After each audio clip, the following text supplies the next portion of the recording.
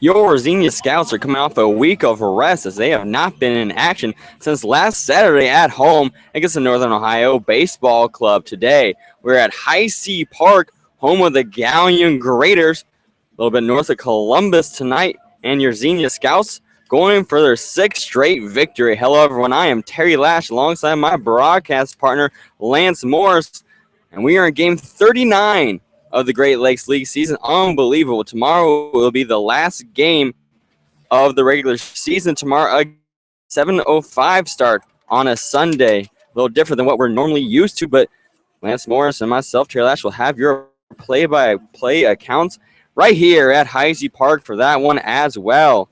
Scouts today in their navy and gray, trying to get that number 6. Hugh McGrath stepping on the mound after his start at the All-Star game down at Prasco Park on Tuesday, and Scouts starting off the top of the first. Lance, who we come up in the side for the Scouts? Coming up for the Scouts, it's a usual starting lineup that we are used to here at the top of the order. Lee Solomon will get things started playing shortstop. Christian Binger will get the start at second base, and then, of course, Mr. Hot Corner, Kyle Carnahan at third. Lee Solomon did play in Tuesday's All-Star game, takes the first pitch from Hall right down the middle for a strike. 0-1 now to Lee Solomon. First pitch at 7:06 here at Heise Park. 0-1 from the righty. That one's going to be dribbled right towards the pitcher's mound. Tyler Hall picks up, throws to first in time to Malinsky, and 1 up, 1 down for the Navy Gray. Here's the sun, shines bright in left field in Galion, Ohio. So most of the Scouts have had exactly a week off, unless you were one of those guys playing in the All-Star game on Tuesday at Prasco Park. So could see a little rust here in these first couple innings. Tyler Hall on the mound for the Graders. First pitch to Christian Binger, inside corner for a strike. Behind the plate today will be Dane Ponsack. In the field, Steve Hammond. Those are the umpires for today's contest. Second pitch is going to be driven towards center field, going back, and over the head of Nick Riotto. Christian is rounding second. Will stop there. And it'll be a stand-up double for Christian Binger. First hit of the day for the Xenia Scouts. Binger will pick up right where he left off on last Saturday. And he gets his first hit of the day in a big fashion, a double out to dead center field. It says 370 here at Heise Park to center field, but we were told before the game from the Galion press crew that is more around 380, 385. Kyle Carnahan now steps out to the dish. Has 7 homers on the year. Christian Binger gets his lead at second base. First pitch to Carnahan. That one's going to be popped up to center field. This one to left center. Riotto trying to get under it, fighting off the sun. Be called off by Hunter Cleanan, and it's going to put Christian Binger on the move. There's going to be a throw towards third. Binger slides, and he's gunned down. Double play, the ending, the 9-5 double play. Excuse me, 7-5 double play as that puts away Christian Binger. That was a deep left center field. Christian Binger, I thought he was a little late on his attempt from second to third, Lance. Yeah, he seemed to just not be moving quick enough going from second base, and a nice throw there from Clannon out in left field, and it was right on the money, and that gunned down Christian to end the top half of the first inning. We just saw Tyler Hall out there for the Galion Graders, the ace for this Graders team, and the Scouts are on their ace of their own, and Quentin McGrath. Lance, what can you tell us about Q? Well, Q, aside from other things, started the All-Star game on Tuesday. He went out there, threw 1 inning, and got the job done, set the other team down, the blue team down 1-2-3. He is 6-0 on the season, has thrown 44 2/3 innings pitched. He has had 34 strikeouts, 18 walks, and this will be his 8th start of the season. He's had a couple relief appearances, one that was basically a start, and when he came in the second inning in relief of Thomas Wanning, and then another time where he came out and just threw an inning against the Lorraine County Ironmen earlier on last week. So we've seen Q in a variety of different fashions, but we're mostly used to him being out there as the #1 starter for your Xenia Scouts. As far as we've been told, it's going to be Q for 3 innings and Ben Aldridge from 3 innings, and we expect to see a myriad of relief pitchers after that point. Yeah, we expect to see Q start, then Ben, and then we think we'll see Joe Chase and Thomas Wanning and Tony Campbell all pitched the 7, 8, 9 inning in some order. I would think Tony, Thomas, then Joe, but that, of course, remains to be seen. So you'll have to stay tuned for some Deep Scouts baseball. There's going to be Nick Riotto coming up to the plate, the center fielder for the Galion Graders. The Nittany Lion from Penn State, one of two Penn State players on this Grader starting nine. First pitch from the lefty, Q McGrath, is going to be driven towards right field, and that's going to land in play. David Gaunt, the right fielder today, is going to gun it towards second. The stand-up double to lead off the game for the Graders for the center fielder, Nick Riotto. In the batter's box now for the Galion That was Graders. just perfect placement there from Riotto. First pitch he sees from Q. He takes it down that right field line, just barely stayed in fair territory, and he is on second with a stand-up double to start off this game for the Graders. Graders come into today's game with 13-21 record, led by head coach Ray Neal, right in the thick of that playoff hunt for that sixth spot. As we know, the Lake Erie Monarchs will be not playing in the Great Lakes League's playoff. Here comes Kevin Schruck, the shortstop, the Oiler from Findlay University. Comes in today with a .247 average, 7 RBIs on the year, and 12 walks. And Riotto on the base pass with 8 steals, has been caught 3 times. He gets his lead. First pitch. The strike shows bunt. Bounces off of the catching equipment of Lincoln Reed, and easily to third base on the pass ball will be Nick Riotto. So a sac fly away from taking the first lead of the game are the Galion Graders. It's a scoreless ball game here in the bottom of the first inning. Scouts got a hit, but then we're put down on a 7-5 double play as Christian Binger tagged up at second, tried to advance to third, and a fly out from Kyle Carnahan. Thank you for joining Lance Morris and myself, Terry Lash, yet again for the 39th time here on Xenia Scouts Baseball. Next pitch to Schrock in there for a strike. That one drops into the zone. Makes it a 1-1 count as I put my sunglasses on, as it is bright here at Heise Park. Q winds and delivers. That one's going to be chopped foul. Right to the left of that third base bag. Again, Nick Riotto on third right now with no outs. He started the game for the Graders at the plate with a leadoff double. Swung on the first pitch. Driven to right field, which is being manned by David Gaunt in today's contest.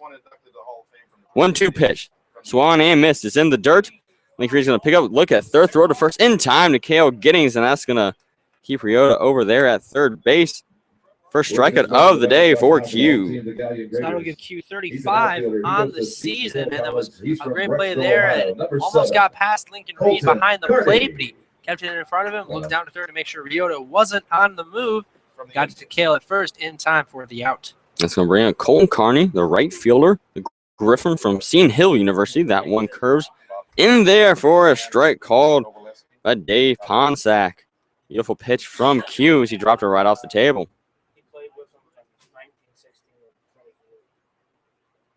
On one pitch, here's the rise and delivery. That one's hit high in the sky and out of play. Quickly, Q gets up on Colton Carney, 0-2. Carney leads the Graders in strikeouts with 23, although he is one of their better hitters with 4 home runs and 17 RBIs, at least in that category, not that high in average. And that leads the team with those RBIs of 17. Definitely a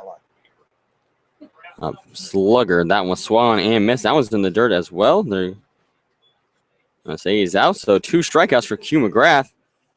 Back to back here in 2-3 in the lineup. Making his way to the batter's box. That's going to bring in Hunter Clannon. And on that one, looks like that one was in the dirt as well. But Carney started walking back to the dugout, thus giving himself up for that second out.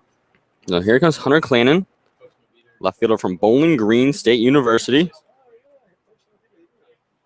Nick Riotto still sitting on third base. First pitch to Clannon in there for a strike. Hughes still being aggressive with these Grader batters. This is the first time that the Scouts have ever come to Heise Park. This is the first year of existence for the Galion Graders. The left DQ with the 0-1. That one's low in the dirt. Riotto thought about it. Now he's going to scamper back to third. Good decision there.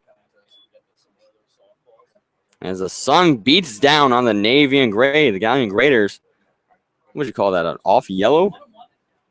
Yeah, guess you could say it off yellow. It's not gold. And then the dark yellow numerals. 1-1 pitch from the southpaw. That one's up high. 2-1 now to Hunter Clannon.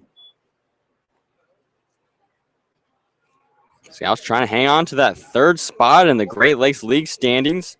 Southern Ohio Copperheads finishing strong. Next pitch from Q. That one hangs up top. 3-1 now. Q a ball away from his 19th walk of the season, putting runners on the corners. I know you did. I heard it. I heard it. I didn't see it, but I heard it. Nick Riotto got a stand-up double to start off this inning. Now 2 down. 3-1 pitch. And that one right down the equator to even it up. 3-2. Full count for Hunter Clannon. Payoff pitch from the southpaw incoming. He stands on the left side of the rubber looking towards home plate, and time will be called at that plate.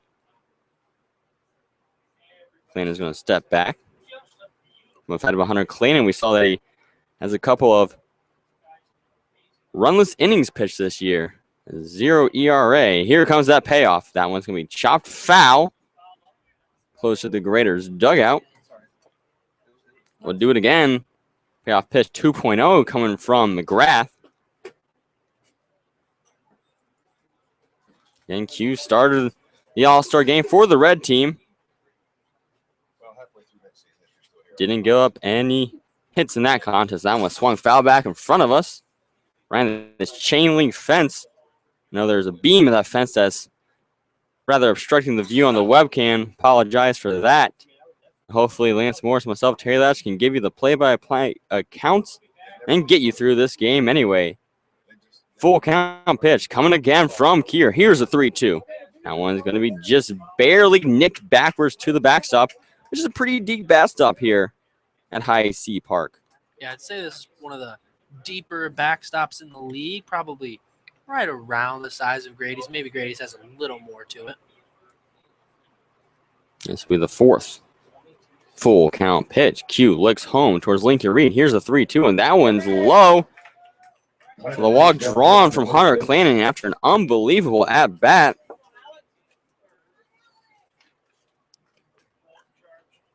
We are standing right next to our friend and PA announcer, Scott Hamilton, this contest. So if you hear any of that over the web stream, to say hi to our new bud, Scott Hamilton. We have runners on the corners. New batter is Alex Milinski, another Nittany line, the second of the starting 9. First pitch from McGrath. That one's going to be hit to deep left field. Wyatt Hogan on his way back, and that one's going to be off the wall. That's going to throw inside. 2 runs will score, and it throws over the head of Lincoln Reed, and that looks like it's going to be an easy 2 RBI double for Alex Milinski, and he advances to third on the overthrow. So Scouts down 2-0 now. Batter's box now for the Galion Graders. He's an infielder. He goes to Lenore Ryan College. He's from Charleston, West Virginia. Number 10, Dylan. As one Penn State Nittany Lion scores the other. As Alex Milinski's double sends home both Riotto and Clannon. And that one was just mashed down towards left field. Wyatt Hogan tried to reach back and get to it, but wasn't able to get to it in time. Next pitch to new batter, Dylan Slack is high. Dylan from Lenore Ryan University in North Carolina. 1-0 now to the righty. In this lefty-righty battle, Alex Milinski stands off the bag at third. 1-0 pitch from Q. That one curves into the zone, breaks for a strike, even up at 1 apiece. Raiders with a 2-0 lead here in the bottom of the first inning. That's got to work their way back here at Heise Park. 1-1 pitch swung on a little bit early as Q took something off of that one. Raiders down to the last strike of the first inning, but have already done some damage. Scouts on a week rest, looking a little rusty. Q winds and fires, and that one's inside. 2-2. to the designated hitter.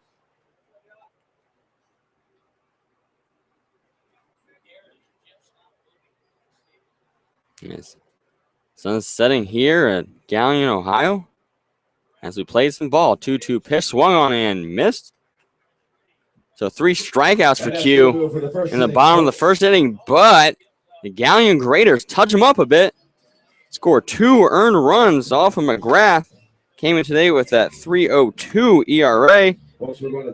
And tied for a league high with 6 wins this season. Came into today 6-0. Trying to get that 7th leading 7th victory of the season. He's going to need some help from the bats of the Xenia Scouts.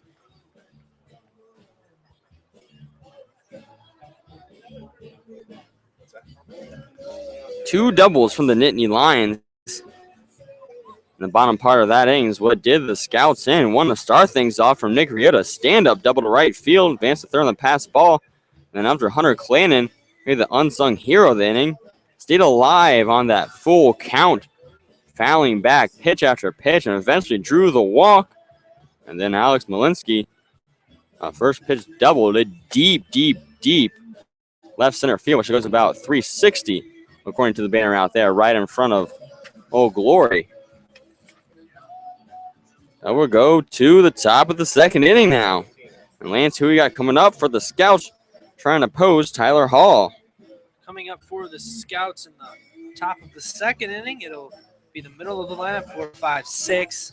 David Gaunt will hit first this inning. He's getting the start in right field today, a spot we're going to become more accustomed to seeing him play with multiple injuries to a few Scouts players. Then it'll be first baseman Cale Giddings and catcher Blake and Reed, the third-year Scout. David Gaunt went 1 for 2 at the All-Star game down in Mason, Ohio at Prasco Park. Also scored a couple of runs. He also had a walk in the contest. Caught 5 innings behind the plate. Here's the first pitch from Tyler Hall. And that starts off the second inning with a called strike. Gaunt leading the team in average with an average of 3.08, 7 home runs to go with 33 RBIs. Here's the 0-1 from Hall. That one. This is a bit outside, 1-1. Hall, the Yellow Jacket from West Virginia State University. Next pitch, that one's in the dirt. 2-1 now to Gaunt. Here we got one of the Ichabod duo from Washburn University. We saw Kyle Carnahan. And that one's driven towards left field for a single for David Gaunt. That one's picked up by Hunter Clannon and thrown in, but David Gaunt starts things off. Getting off with that single. Number 10. Scott picks up where he left off in Game 2 against the Northern Ohio Baseball Club. Had an RBI double his last at-bat in that game, and then his first at-bat here gets himself a base hit. And that's going to bring up Cale Giddings, the big first baseman from Lake Erie College. First pitch to Cale. Outside corner for a strike. Nice pitch from Hall. David Gaunt gets his lead off of first base. Cale Giddings represents the tying run back at the dish. Scouts down 2-0 here on the top of the second with no outs and 1 on. Here comes the 0-1. That one misses just outside the zone. Evens it up at 1-1 to Cale Giddings. Cale is 0 for 2 against the Galion Graders with a .250 average on the season. Scouts and the Graders went at it back in a doubleheader on a Sunday afternoon. Here's the 1-1 pitch. That one just misses. 2-1 now to Giddings. And a beautiful day here at Galion, Ohio. One of the smaller ballparks we've seen is only 300 to right field. And David Gaunt fake stealing. Get back there as Cale Giddings taking that outside pitch for a ball. 3-1 to Cale. Came in today with 12 walks on the season. And Gaunt does have the potential to steal bases, just to have the one steal on the season. We don't see him on the move on the base pass too often. Here comes the 3-1, and that one's going to be looks like off of the glove of Holland. It's going to be a 4-6-3 double play as David Gaunt just thrown out in time. And a nice turn That sits down the big man. The Xenia Scouts. So 2 innings, 2 double plays against the Scouts. Number 20, Lincoln. And that play Reed. was close only because David Gaunt was on the move on a hit-and-run play. Otherwise, that would have been a relatively easy double play for the greater infield. That was a nice play by Brandon Wright, the second baseman, to start things off. And here comes the switch hitter, Lincoln Reed. First pitch from Hall, the righty. Outside corner for a strike, so Lincoln's batting lefty. Lincoln came in today batting .205 on the season. The Trojan from Taylor, 0-1 pitch, swung on and missed. Lincoln got a lot of air on that one. Now down 0-2. Scouts down to the last strike here in the top of the second inning, down 2-0 against the Galion Graders. Tyler Hall on the left side of that rubber, looking towards home plate. 0-2 count. He winds and delivers. That one's well outside. Try to get Lincoln to chase it.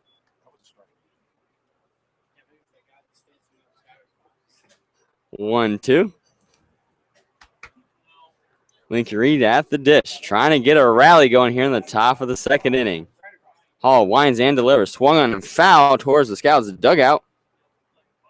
And I don't know if you'll be able to see on the webcam, but Miles Wright sporting his new boot, going out to grab that one. They're really going to make the injured kid go and get the ball. Miles Wright out for the year now. After that injury against Grand Lake. 1-2 to Lincoln Reed. Here's the delivery. That one is going to be grounded towards Brandon Wright at second. Throws to Malinsky in plenty of time. And again, the Scouts get a hit. We go 1-2-3. And we're going to the bottom of the second with the Graders leading the Scouts by a score 2-0. Tyler Hall, the ace for this Graders pitching staff, looks in complete control.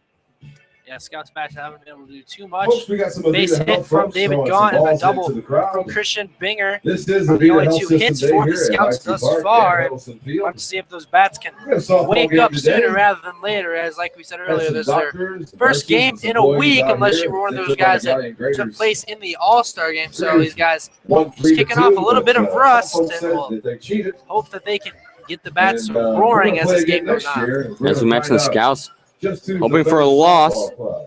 I'll give from the you Southern help Ohio systems that are Copperheads, Galion but Graders. they lose themselves. They're going to put themselves in a lot of danger right now. Down at Foundation Field in Hamilton, Ohio, the Copperheads and Joes are tied up 1 apiece.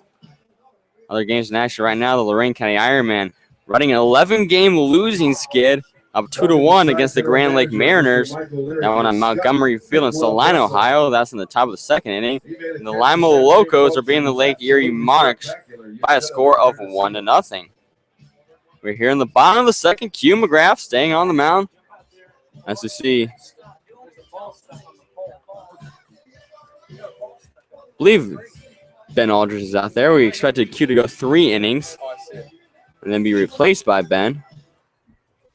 Folks, we're in the bottom of the second inning in the batter's box. Here in Now, inning the number Galion 2 Graders. for This Q. guy's the catcher. Luckily, no He plays Nittany at Lions College. He's from in the side for the Graders Ohio. Lanes. Who is coming up for Galion? For Galion, it'll be their 79 hitters. They'll be led off by Mark Walton, their catcher from Otterbein College. This will be Brandon Wright, the second baseman from West Virginia State University, and Tyler Ocker, the third baseman from University of Charleston. First Pitch here in the bottom of the second inning goes low and away for a ball from Q. 1-0 count again. Thank you for listening to Xenia Scouts of Baseball here in Galion, Ohio. 1-0 pitch. That one's off the glove of Lincoln Reed. 2-0 count now to Mark Walton. Walton hitting 171 on the season with 1 RBI and 5 walks. 2-0 from Q. That one's low and away. So 3 straight balls to start off the bottom of the second to Mark Walton. Q trying to find that strike zone. 3-0 pitch. And there he finds it. Gets it across the zone to make it 3-1. Q McGrath, the lefty from East Central University in Ada, Oklahoma. Now with the 3-1. That one's going to be chopped foul. Couldn't tiptoe on that third base foul line. Makes it a full count at 3-2. Q already with 3 strikeouts to his name in the first inning, trying to add on to that K total. 3-2 pitch. Now as we hit towards deep left field, Wyatt Hogan on his horse racing back, and he's going to make the grab. Nice grab by Wyatt Hogan in left field. He got on his horse and jumped off it to make the catch, extending that left hand out all the way to get his leather on the baseball. And Wyatt Hogan, not a prototypical left fielder, although that's been his primary position this summer for the Scouts, and he makes himself a nice play out there. We've seen him struggle at times, so nice to see him make a good play. First pitch to Brandon Wright. A little bit low for a ball. We've seen Brandon make a couple of nice plays in the field. He started that 4-6-3 double play last inning. 1-0 from McGrath. That one misses up top, hitting the ceiling, makes it 2-0.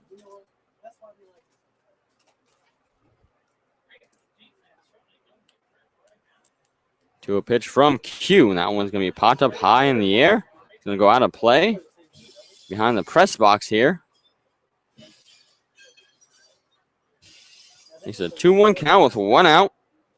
Scouts trailing 2-0 here in the bottom of the second inning in this contest against the Galion Graders. 2-1 pitch from Q is going to be fouled out of play to the right side again. Right field only 300 feet. Looks like Wright does have opposite power. If he could strain that one up, could give some Scouts some troubles. David Gonkin starting right field tonight. His third start in right field of the season. Now pitches well inside. Almost nipped that inside elbow of Brandon Wright. Makes it another full count. Third one we've seen for the Graders. That one's going to be driven fair. Right past Kyle Carnahan. That's going to get to left field, and that's going to be an easy double for Brandon Wright. The third double of the game for the Graders. He's an infielder. He goes to the University of Charleston. That was just another great hit there from Brandon Wright. That was just down that left field line. Kyle Carnahan tried to range over. Couldn't quite get to that one in time. That was hit on a rope. And like you said, another double for these Galion Graders, and we haven't even gone completely through the lineup one time. 3 hits given up from Q McGrath. Every single one of them has been a double. That's going to bring up Tyler Ocker, the third baseman. The University of Charleston. First pitch from Q. And that one misses a bit low. He's got Hamilton up here in the press box. Disagrees. I'd have to concur. 1-0 to Tyler Ocker. Brandon Wright stands off second. That one's going to be low in the dirt. And Wright's on the move. Throw from Lincoln Reed. That one was a bit high. Good grab by Kyle Carnahan. That could have been dangerous. 2-0 count now to Ocker. And standing on third would be Brandon Wright. The second time we've seen a runner advance to third base on a pass ball. Only 1 out here in the bottom of the second inning. Scouts trailing 2-0. Trying to keep it at that deficit as the infield is playing well in. That one's going to be chopped over the head of Kyle Carnahan. It's going to be an RBI single for Tyler Ocker. And that extends the lead to 3. Gets an RBI, bringing it right home for the run. In the batter's box now for the home team, the Galion Graders. Top of the order, Scouts number 11, Nick just struggling here thus far. Have given up a run in each of the first 2 innings, and just 1 out on the board here in the bottom of the second. It's been a very un-Q-like performance so far. We're 1 in the third inning, only 3 runs given up from the southpaw. Now lefty-lefty battle against Nick Riota. That one well up top. 1-0. Riota had a stand-up double ripped to right field last time he was up.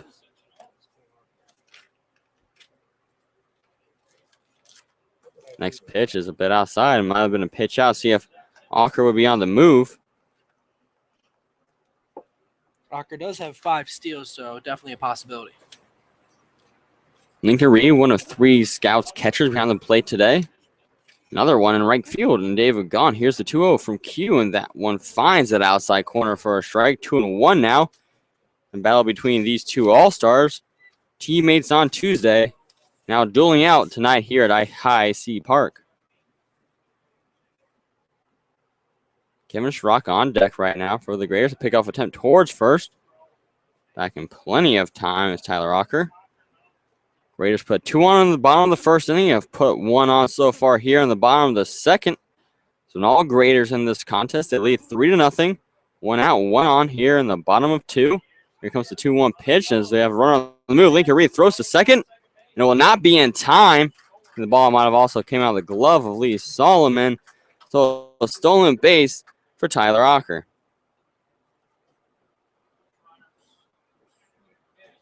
That's another runner in scoring position. 2-2 count now, though, for Nick Riotto as he swung at that one.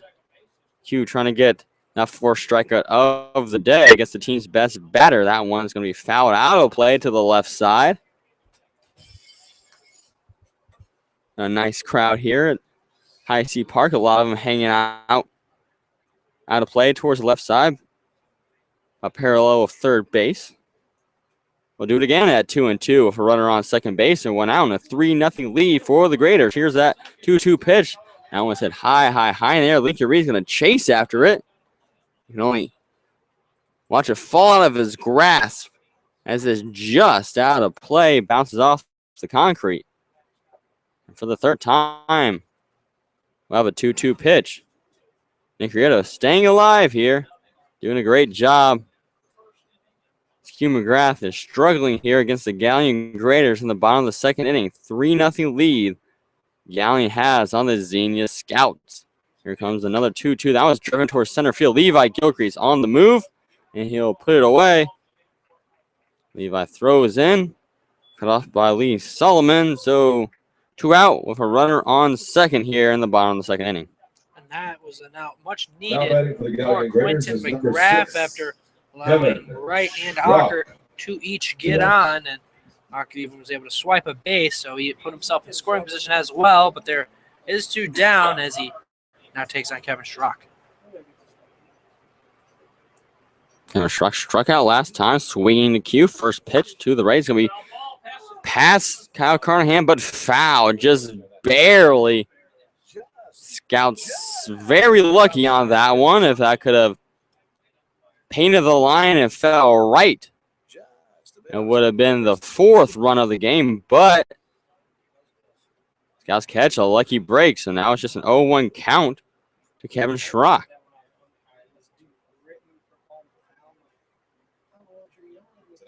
Hugh McGrath, the southpaw, in. As there will be a timeout call off the plate from the shortstop, Kevin Schrock. 0-1 count. Tyler Ocker, he had an RBI single, stands at second, stole second base. That pitch inside corner for a strike. Called by Dane Ponsack. Makes it 0-2. And the second at bat for Kevin Schrock. Will he fall to the same fate he did to Q back in the bottom of the first inning?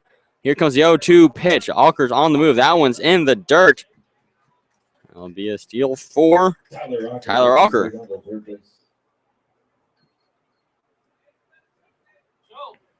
So 2 stolen bases for Tyler Ocker, showing his speed. Yet again, a runner on third for the Graders. 1-2 count. Kevin Schrock, Q, desperately trying to get out of the bottom of the second inning. Another timeout called at the plate.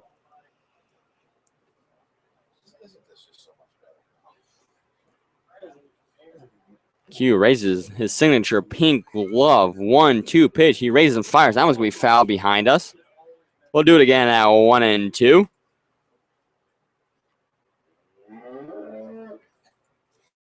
Scouts came in today with a 23-15 record, and again a 5-game winning streak. Looking for number 6 tonight at Heise Park, but so far, Galion Graders up 3-0. That pitch goes inside to even up at 2 apiece.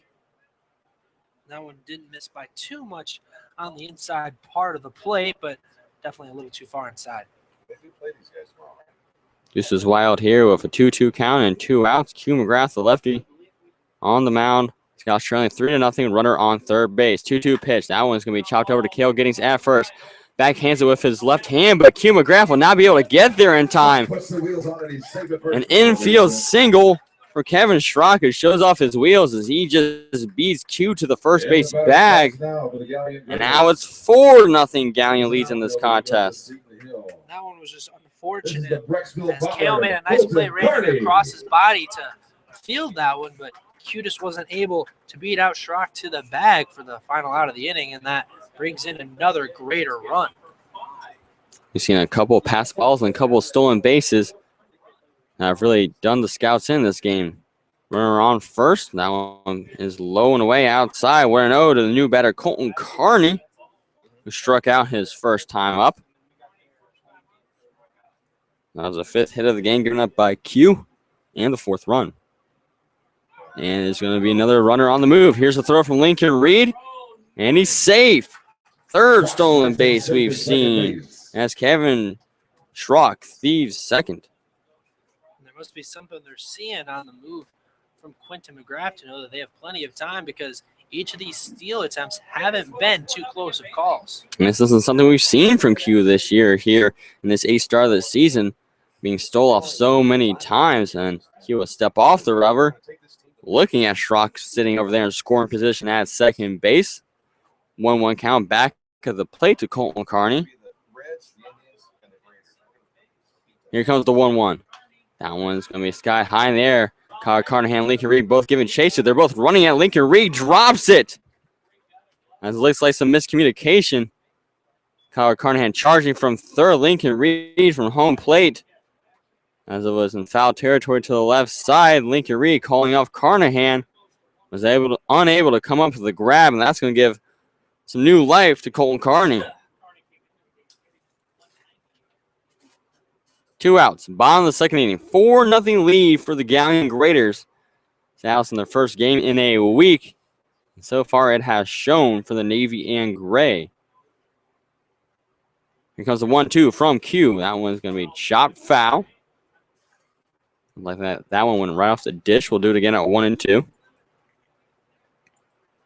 That's another thing. The Graders have done a great job of staying alive once the count reaches something in 2 strikes. And they've made a lot of at-bats, just longer at-bats to wear down Q.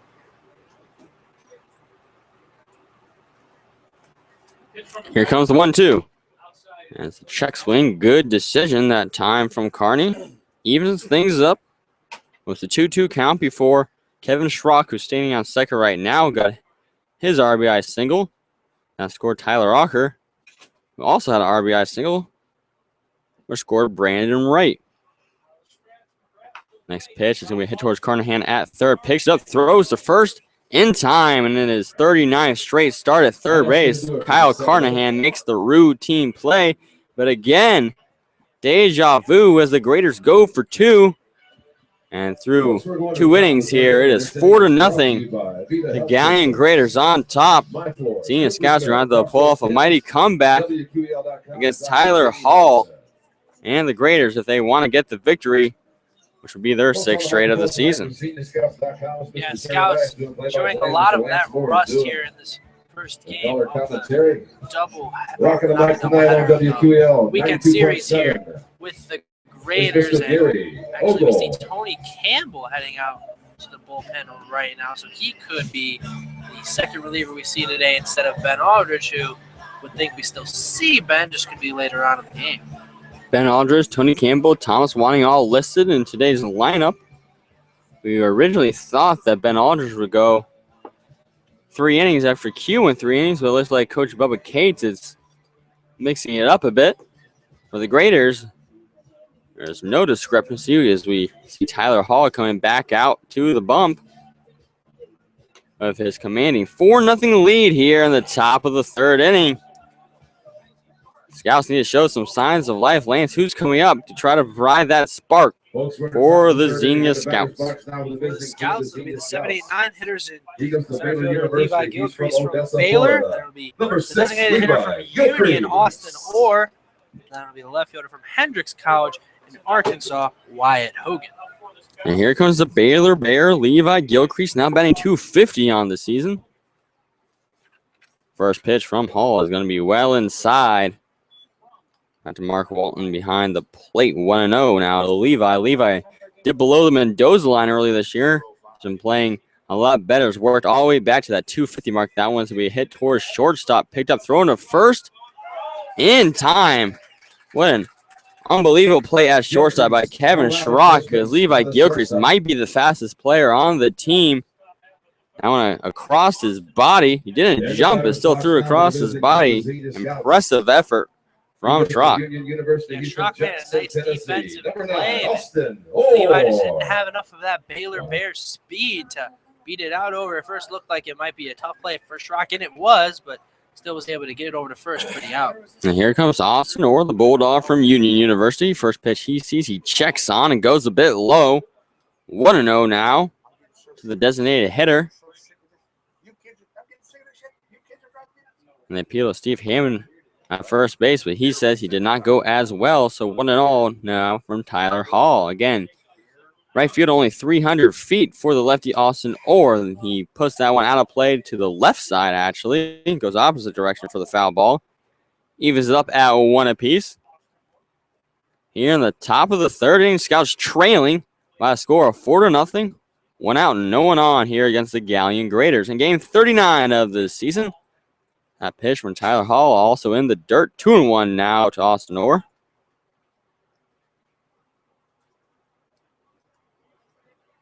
Scouts need to get something going here. Only 2 hits so far in the contest. 2-1 pitch. That one's inside. Good check again for Moore. Austin comes into today's contest with 12 walks on the season. Right up there in the team lead in on-base percentage. Here comes the 3-1. Swung on and fouled backwards. So now a full count to Austin Orr. Score this correctly, be the first full count of the day from Tyler Hall, the Yellow Jacket from West Virginia State.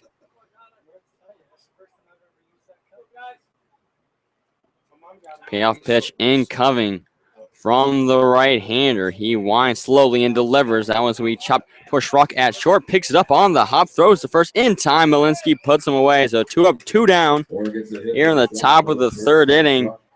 It's up to Wyatt Hogan to avoid 3 straight 1-2-3s to start this game. And each of those ones were well hit by Gilcrease and by Orr. Just had 2 nice plays by Schrock over at short to keep him from reaching first base. The Xenia Scouts.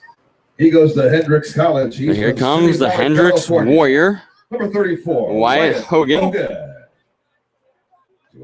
Steps into the plate. Coming today, batting 160 on the year. 10 RBIs and 13 walks. Here's the first pitch from Tyler Hall. That one's going to be hit high in the air. And go to the left center field. Nick Riota getting under it, and he'll put it away. So the Scouts do go 1-2-3. And for the first time this game, they do not get a hit in their half of the inning. And we're going to the bottom of the third, and the Galion Graders. So with that commanding 4-0 lead. Scouts bats just folks, we got haven't seemed to travel with them to Galion up to this point. They go down 9 straight, semi-different fashion with a couple plays mixed in there. We'll have to definitely see some more out of the Scouts to get one of those wins. Today's question is, officially break the team record for wins, which they're currently tied at in terms of wins. One more would give them the all-time record for the Scouts. We actually have some score updates from around the league. What's going on? First kid, 12 and under. Yeah, from around the league earlier today, the Steam destroyed Northern Ohio by a score of 22-6, and that was in just 7 innings of play. The Locos on top of the Lake Erie Monarchs by a score of 1-0. They're in the bottom of the third inning up in Flat Rock. The Lorain County Ironmen up by a score of 3-2 on the Grand Lake Mariners in Salina. The Hamilton Joes are on top of the Southern Ohio Copperheads 2-1 down at Foundation Field in Hamilton. They're in the bottom of the third inning into the game. Number 2 of the doubleheader just now underway at McCleary Field at Western Hills High School for the Cincinnati Steam and Northern Ohio. They're in the top of the first inning with no score yet on the board. Grand Lake Mariners had a 1-game lead on the Steam for that last playoff spot. If they lose to the Ironmen and the Steam win both theirs, they will overtake the Mariners in that 6th spot. And we're going to the bottom of the third inning. Scouts have some trouble here at Heise Park. Have some issues to deal with in their own rights. Lance who's coming up to try to extend this Graders lead. Coming up for the Graders will be Hunter Clannon, the left fielder from BG. Then it'll be Alex Malinsky. First pitch bunt laid down by Clannon is going to roll foul. 0-1 now to the left fielder. Malinsky getting the start at first base. He'll come up after Clannon. Then it'll be Slack, the DH from Lenore Ryan University. Has yet to take a class there. He will be enrolled starting this fall. He just finished his senior year of high school. 0-1 now back at the dish to Hunter Clannon. Graders leading 4-0 here at Heise Park. Next pitch from Q. Blows it right by him. 0-2 now.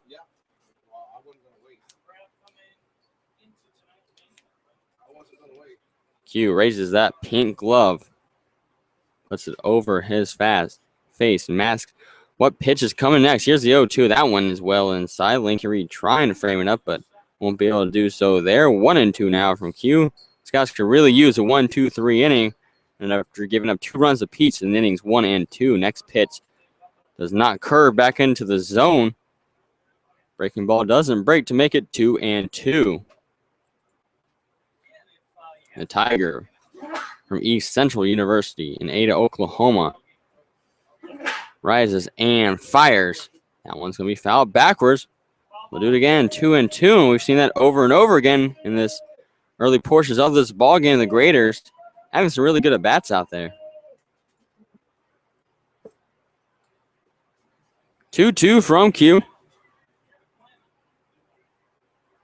Trying to get that 4th strikeout of the game. Got 3 in the first inning. 2-2 pitch. That one is inside and away. So another full count from McGrath. We've seen a lot of full counts here from Q and hasn't been able to do too much with them up to this point. I believe I have the 4th full count right now. That one's going to be shot towards Carnahan at third and bounces off of him. That's going to take a tough bounce. Batting now for the Galion Graders is number 39, Alex Mullins. And we're going to rule that one. I think By the way, said this that is would be Alex's ruled a hit. 21st birthday. That was a hard Happy liner to birthday, Carnahan. Alex He was able to Mullins. stop it, but just didn't have enough time to make the play. So I think with regular effort, that one would have been a base hit regardless. The leadoff single from Hunter Clannon. And here comes the Nittany line, Alex Malinsky. First pitch to him outside. A pickoff attempt towards first, but in there sliding is Clannon with some time to spare. 1-0 at the dish from Q McGrath. Scouts trailing 4-0 here in the bottom of the 3rd. No outs, runner on first base. Q McGrath looks over there at Hunter Clannon. Now a pickoff attempt. That was a low. Good dig out by Cale Giddings. Tony Campbell's, we saw earlier warming up in the Scouts bullpen. We don't see him right now warming up. 1-0 from Q. That one is well inside, and that's going to hit him. Malinsky's going to take a 90-foot stroll after he was hit by a pitch. Now batting for the Galion Graders is number 10. That's going to bring out Coach Bubba Cates. Slack. And Coach Gates going out there to talk with Q. You have to think that they want to stick to their initial plan as much as possible and at least see if Q can get through this 3rd inning, because the original plan was for him to go just 3 innings anyway. So I think as long as they can find a way to keep that intact, this plan will go the way it was originally planned to. It's kind of surprising to see because Q was so dominant in the very first inning in the All-Star game against some of the best hitters in the entire league. Went 1, 2, 3, didn't allow a hit. Now here at Heise Park against the Galion Graders, he's had some struggles on the mound. Looks like Coach Cates is going to keep him on the rubber. The runners on first and second with no outs here in the bottom of the 3rd inning. Graders scored 2 runs in both the first and second to give them that 4-0 lead. Q's going to have to try to work himself out of some danger as Dylan Slack comes up to the plate.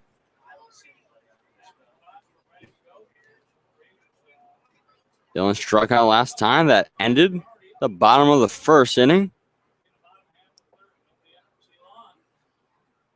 First pitch. And that one's in there for a strike. Inside corner from McGrath, trying to refine that groove.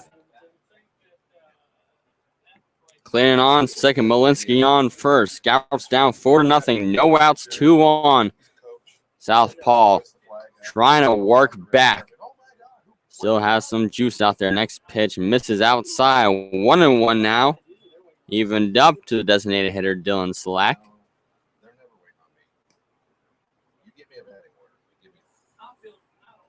Like waves his bat behind his head, waiting for the pitch from McGrath. Q looks a second. He's on the move. Now he's going to pick off a 10. They got him in a pickle.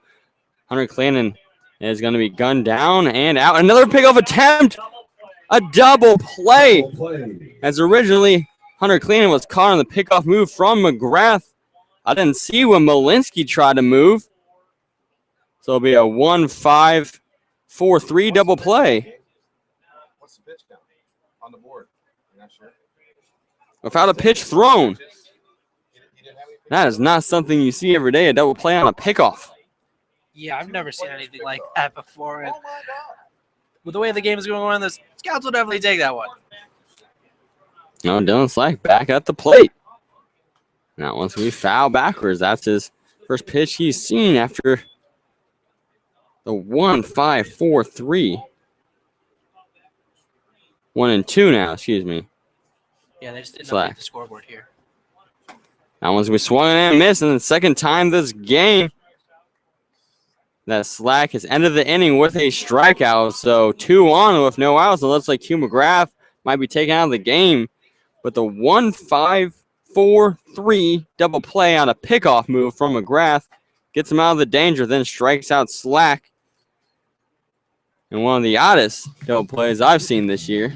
And it might be unconventional, but that is a 1-2-3 inning by the books.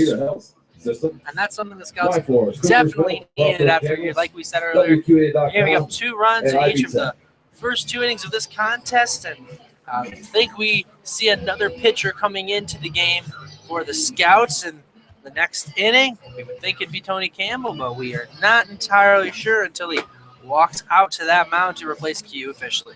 You do know that's going to be Tyler Hall walking out for the Graders here in the top of the 4th inning. Scouts have gone down 1-2-3.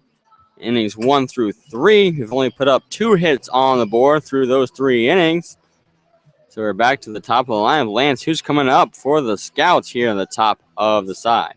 Well, for the Scouts, we'll be back to the top of the order here in inning number 4 as the Scouts have gone down 1-2-3 in each of the first 3 innings. So it'll be Lee Solomon, the shortstop from Lipscomb, to lead things off for the Scouts. That'll be second base from Southwest Baptist, Christian Binger, and then one half of the Washburn Ichabod duo, the third baseman, Kyle Carnahan, also known as Mr. Hot Corner and Thor, among other nicknames. Scouts trying to get their 6th straight victory after taking a week off, have looked rusty here at Heise Park early on this contest. Trying to wake up those bats. Maybe the second time around the batting order will be more successful as the shortstop from Lipscomb University, grew up not too far from here in Gahanna, Ohio, Lee Solomon, comes to the dish. First throw from Tyler Hall. That one's right at the belt for a strike to Solomon. Solomon hitting .268, coming into the day with 2 home runs and 12 RBIs. Here comes the 0-1 pitch. That one's be swung on and whiffed on that to make it 0-2 to Lee. He grounded out to Hall last time to start off this contest. 0-2 pitch from the righty. That one's going to be outside. Good job from Lee Solomon to hold off of that pitch. Hall tried to get him chasing outside of the zone. We also played in the All-Star game on Tuesday. Went 0 for 1, 1-2 here. That one's going to be hit towards third base. Alker picks it up, throws to first, and in time to Malinsky. That's going to retire Solomon.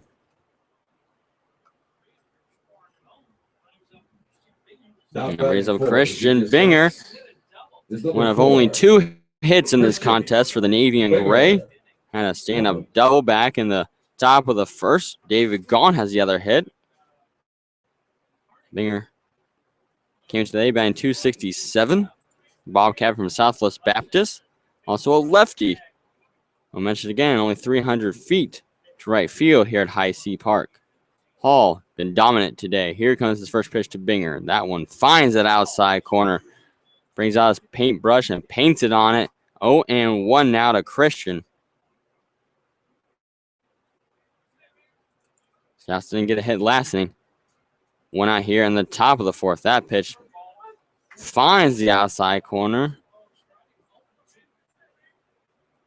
I think that was a really good frame job back at the plate from Mark Walton. 0-2 now to Christian. That one's up high. Try to give him a chase. Christian came in today leading the league in walks with 30 on the year. So even down 0-2, you know he's going to be patient at the plate. 1-2 delivery from Hall, and that one's low. 2-2 to Christian, evened up. Binger just 1 for 7 against these Galion Graders. His first hit was in the first inning today. 2-2 pitch, and that one couldn't find the outside corner that time. He's curving back in, didn't know if it was going to hit it or not. Now a full counter. Christian works his way all the way back from down 0-2 to 3-2. Payoff pitch incoming. Here it comes from Tyler Hall. Swung on, and that's going to be hit into the gap in left center field. Didn't know if Clanton was going to be able to make a diving attempt at it or not. But he watches it bounce in front of him, and now Christian's 2 for 2 in the contest. So like we say, every single time Christian comes to the plate, he's going to be patient, regardless of what the count is. Could be 0-2, could be 3-2. His approach is going to be just about the same, and he found a way to plop that one out towards left field for his second base hit of the day. That's going to bring in Kyle Carnahan, who flew out to left center last time. Christian Binger was tagged out on that play after tagging up a second, trying to advance to third. That pitch fouled off into the glove of Walton. 0-1 now. Mr. Hot Corner, Kyle Carnahan, the Ichabod from Washburn University in Topeka, Kansas. The Iowa native. Carnahan for his 39th straight consecutive start. Hasn't missed an inning. Hasn't missed a pitch at third base this season. 0-1 with Binger at first one. That one's shot towards third. Walker picks up, throws to first. And in time, is going to put away. Carnahan does advance Christian Binger to second. But with 2 outs now in the runner in scoring position. Now batting for the Xenia Scouts, he's also an all-star select team. Clearly the Scouts bats just haven't done David much today. Gaunt. For the 2 hits from Christian and the one from Gaunt, there'd be no hits on the board for the Scouts. So luckily, Binger has been able to pick up a little of the slack. Now just needs the rest of his team to do the same. David Gaunt, who Lance mentioned, has 1 hit today's contest. Had a single back to start off the top of the second inning. That was on a 2-1 count against Tyler Hall. Second time Hall started against the Scouts this year. He lost a 3-1 contest back in Grady's. First pitch to David Gaunt. That one's in the dirt. Looks like Walton had a little bit of trouble finding it. It was right behind his keister. Christian Binger staying off the bag at second. Will stay there. 1-0 now. David Gaunt. One of 6 All-Stars that play for the Scouts on Tuesday. Hall looks over at Binger at second. 1-0 pitch, and that one's going to miss outside. That one curves away from the zone. 2-0 now to David Gaunt. Walk will be just as effective as a hit. He has 20 on the year. Second only to Christian Binger, who's standing on second base. Next pitch to 2-1. So we swung and missed. David was behind on that heater. And interestingly enough, in their collegiate seasons, both David and Christian play in the same conference, and David was number 1 in walks while Christian was number 2. So a little bit of reversal here in the Great Lakes League. David also with 16 home runs with the Ichabods this season. 2-1 to the right fielder. Swung on, and that's when we hit towards short, picked up and thrown out in time by Schrock. Beautiful play because Steve Ham was right in front of the baseball. He had an lay out of the way. And that did not stop Schrock from getting in front of it and delivering the ball to first. So it wasn't 1, 2, 3, but Scouts, for the first time in today's contest, leave a runner stranded in scoring position. And we're going to the bottom of the 4th. Scouts trailing 4-0. And we will now see Tony Campbell come into the game to replace Q McGrath.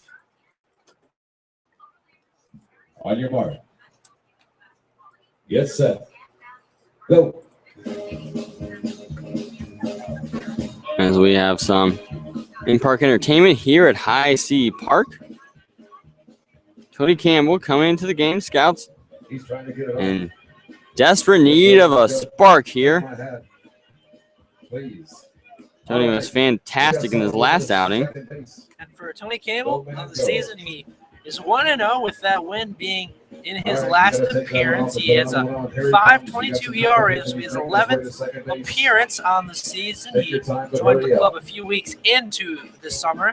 Has 20 2/3 innings, pitched 9 strikeouts, 3 walks, and his last outing was a gem. Went 6 innings, gave up 6 hits, but no earned runs, and he had 2 different bases loaded situations. One that was thrown onto him after Nick Street started, and the other one was put into his own accord as he walked a couple guys and allowed a couple other guys to get on base, but nonetheless did not allow any of them to come across and score on his accord. That ends the day for Q McGrath, who will not be getting the league-leading 7th win of the season. He goes 3 innings, gets 4 strikeouts, but also gave up 6 hits, 1 walk, hit a batter, and gave up 4 earned runs.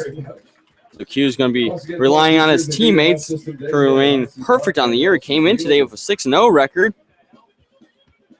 And you have to hope the scouts can give him something again. Last time, Q had a rough outing that I recall was against the Cincinnati Steam when he was hit up in that game. I think he only went 3 2/3 when he was replaced by Tony Campbell. It was in the 5th inning of that contest when the scouts were finally able to get back and eventually won that game 11-10 down at McLeary Field. Maybe the same storyline here today up at Heise Park. The Navy and Gray can only hope. As we're heading to the bottom of the 4th inning, Lance was coming up for the Graders. Coming up for the Graders, it'll be 7, 8, 9. Mark Walton, the catcher from Otterbein, will lead things off. First pitch to Walton, misses outside for a ball. Then it'll be the second baseman from West Virginia State University, Brandon Wright, and then the third baseman from the University of Charleston, Tyler Ocker. And here comes the 1-0 from Tony Campbell. That one blows by Mark Walton. Tony Campbell throws from a lot of different arm angles. Sometimes we see some sidearm pitches. And has thrown 1 knuckleball on the year. Here comes the 1-0, 1-1 from Campbell. That one skips in the dirt as we see the dust fly off the dish. 2-1 now. We see Thomas Wanning getting loose in the Scouts bullpen, so we could see him come in sooner rather than later. Here's the 2-1 from Campbell. That one was from the sidearm, and that one is in there for a strike. So 2-2 from Tony Campbell.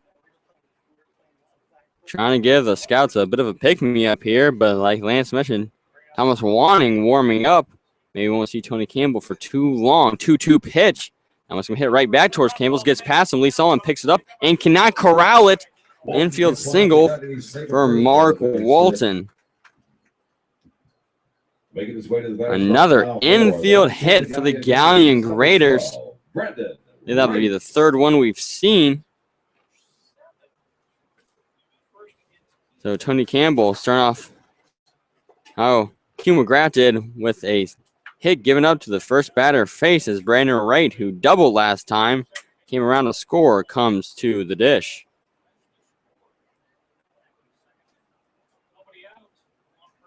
Four nothing, Graders lead. 1 on, no outs, first pitch. Bunt shown.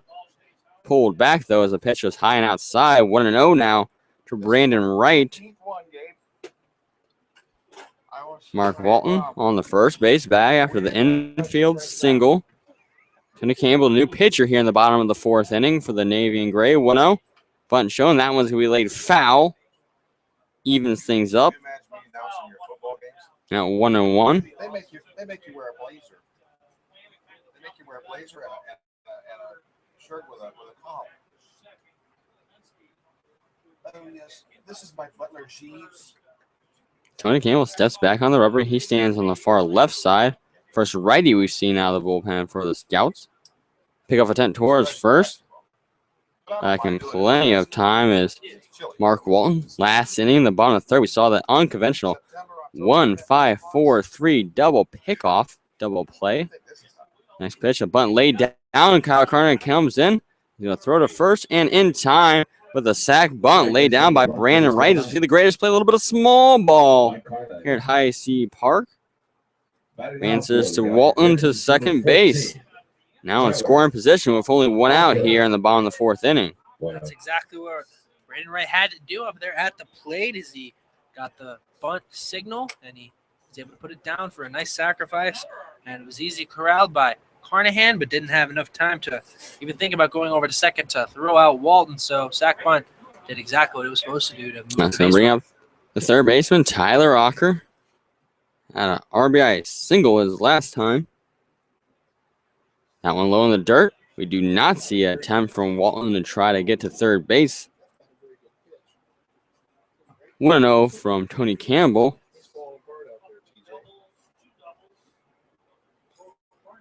Ocker with a lot of speed. We see him stole 2 bases last time.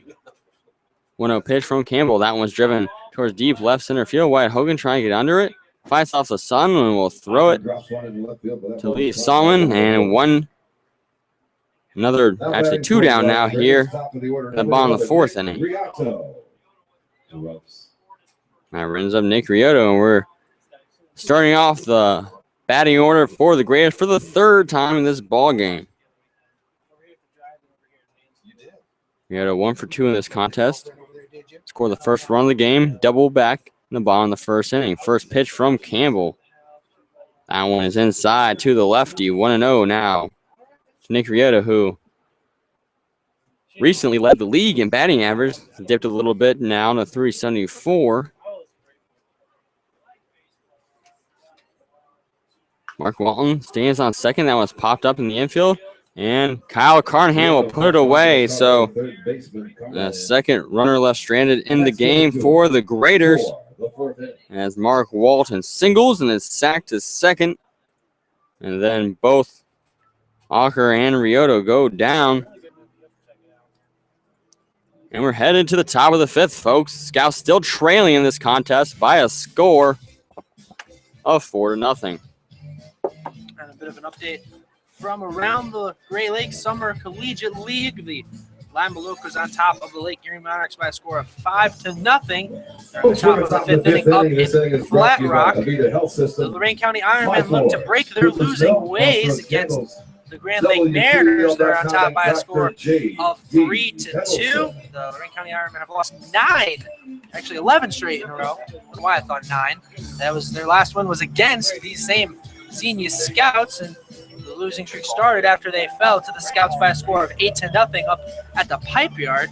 The Hamilton Joes still on top of the Southern Ohio Copperheads by a score of 3-1. They're in the bottom of the 4th inning at Foundation Field in Hamilton. The Cincinnati team on top of the Northern Ohio Baseball Club 3-0. They're in the top of the 2nd inning after they just demolished the Northern Ohio Baseball Club in game number 1 of their doubleheader by a score of 22-6 in 7 innings.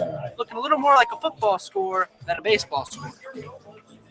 Tyler Hall going out for his 5th inning of action in his last start, and his 1-0 win against the Grand Lake Mariners back on July 11th. He went a complete game, 9 innings, only gave up 6 hits and no earned runs, 4 walks and 6 strikeouts. So we know Tyler Hall can go the distance.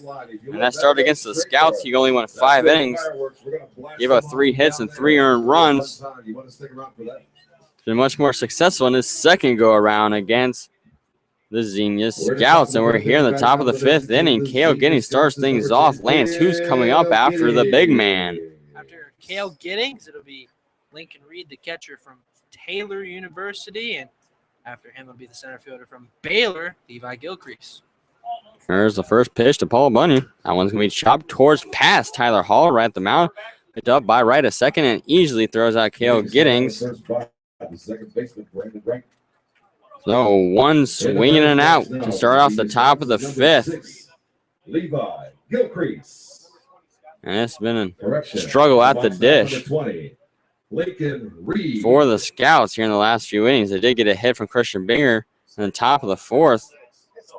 There are only 3 in today's contest. Now Lincoln Reed batting lefty against the righty Hall. Here's the throw to Walton behind the dish, and that one's blown away. Good eye from Lincoln, 1-0. One out here in the top of the 5th inning. Scouts trailing 4-0. No one on. 1-0 to Lincoln. And that one curves back into the corner of the zone, evened up at 1-1. Beauty of a pitch from Tyler Hall. Hall's been doing a great job of having those breaking pitches catch the corner. 1-1. And now as we checked on by Reed, good decision, makes it 2-1. Lincoln comes into this game with 3 walks on the season. Swings that bat, now lays it on his left shoulder. That one is going to be in there for a strike to even up at 2-2. Scouts trying to find anything to get back in this contest. Down 4-0. 2-2 pitch. Here it comes from Hall, and that one's low and away in the dirt as we see the dust fly and make it a full count. In the third full count we've seen today from Hall. Austin Orr had the first one. He grounded towards short and Schrock. And the last one was Christian Binger, who got a single. Lincoln Reed puts that bat on his left shoulder. Here's the delivery on the payoff. That one's going to be hit towards left field. Cleanan doesn't seem like he has any problems with it. He'll put it away. So 2 up, 2 down for the Scouts here in the top of the 5th. In the batter's box now. And now Levi Gilcrease is their last chance to get something going here in the top of the 5th inning. 2 outs. And Gilcrease has been hitting much better as of late to bring his average all the way up to 250, although he did round out his first at-bat, but it was a great play by Schrock at short. It was. First pitch to Gilcrease, swung on and fouled for the Graders' dugout. 0-1 to Levi Gilcrease. He was 1-0 when he had that nice grounder on the beautiful play made by Schrock. 0-1 to the Baylor Bear. That one dips a bit outside of the zone. 1-1 as Levi grabs the dirt, try to get some more grip on his hands. 1-1 to Levi. 2 outs here in the top of the 5th. 4-0 ball game. That's when we hit to Walker at third. Picks it up plenty of time. Throws the first and gets him just barely. As Alex Malinsky stood on the bag and just got his heel on the corner of it. And the Scouts yet again go 1, 2, 3. They've gone down 1, 2, 3, 4 out of 5 innings in this contest. This inning is brought to you by Tim O'Leary Law, Galion LLC. Hydrodynamics. So we head to the bottom of the 5th, and Thomas Wanning will come into the game for the Xenia Scouts. So only 1 inning for Tony Campbell, which is what we were told before the game. We were told the relievers were probably going to get about an inning apiece, but we also thought that Ben Aldridge was going to go right after Quentin McGrath and go 3. We don't see any activity in the Scouts bullpen now. We do see Wanning coming into the game, and Lance, what can you tell us about Thomas Wanning? Well, for Thomas Wanning, this will be his 18th appearance on the season. Does have 1 start, although kind of really wasn't a start. Just happened to be at the beginning of a game. He's 1-2 on the season. 7.08 ERA. Does have 1 save. He's thrown 26 and 2/3 innings with 9 strikeouts, 11 walks on the season. And in his last 2 outings, he's been fairly good. He threw 2 innings against Northern Ohio in that doubleheader last weekend, gave up just 3 hits, 1 strikeout. And before that, he actually got the win against the Grand Lake Mariners. He went 2 innings, gave up 1 run on 1 hit and 1 strikeout. So we've seen some of the best out of Thomas Wanning as of late. So we'll see if that continues. Can be transferred to Lincoln Trail Junior College. He's told us his plans are to eventually get to Purdue. Thomas, engineering major, loves to be a Boilermaker. As we're here in the bottom of the 5th. Also was on a robotics team in high school. First pitch to Kevin Schrock. The shortstop low and away for a ball, 1-0. Schrock will lead things off, and it'll be Colton Carney, the right fielder, and Hunter Clannan, the left fielder from BG. The Oiler 1 for 2 in this game. The next pitch goes low for a ball. 2-0 from Wanning in his first batter face here in the bottom of the 5th inning. Schrock had that RBI single back in the 2nd. 2-0 pitch from the sidearm of Thomas Wanning. Make it 2-1 after the strike. Goes right down Detroit Street. 2-1 now. Wanning bends at the waist, throws home, swung on and missed. Big swing from Kevin Schrock. He took a hack at that one. Tried to take it out of Heise Park here in Galion, Ohio. Graders lead this contest 4-0 here in the bottom of the 5th inning. No one on, no one out. 2-2. Inside. Make it a full count, and the first batter faced. From the righty, Thomas Wanning, the former Musketeer, now a Statesman at Lincoln Trail College. Payoff pitch from Wanning is going to be high hop towards Kyle Carnahan. He throws the first in time to put away Kevin Schrock. So 1 up, 1 down to relief pitcher Thomas Wanning's Ben Aldridge is on in the bullpen warming up right now. We're going to have a pinch hitter as Jake Krupar is coming into the game, replacing Colton Carney. See if Krupar goes out to right field, when there's any more substitutions in our midst. No one on, 1 out. First pitch to Krupar on his first at bat. Swung on and a big miss from the lefty. Krupar hitting 190 on the season. 0-1. That's going to be a shot. And good grab by Kale Giddings at first base. Throws it to Wanning in time. The quick glove from the big first baseman, Kale Giddings. Slams the door shut at what looked to be a would-be single, maybe a double. And the ball was hit hard towards first, but Kale Giddings lays down the law, puts the glove on the ball, and is able to toss the underhand to Thomas Wanning and put 2 down the inning. Yeah, we've seen Kale make a lot of athletic plays over there first to prevent some of those would-be base hits. No batter is Hunter Clannon. That one's way up top, 1-0 to the left fielder. 1 for 1 today. Walked back in the first. Singled to start off the 3rd inning. Next pitch misses as well. 2-0 now. Wanting trying to get a 1-2-3 inning. Will be the second of the ball game for the Scouts. 2-0 pitch. That one misses low and away. 3-0 from Wanting. We do see Ben Aldridge getting loose out in the Scouts bullpen, so could potentially go the last couple innings for the Scouts in relief. 3-0 count. Thomas Wanning just needs to get across the plate in that zone. 3-0 does find that zone. 3-1 now to Hunter Clannon.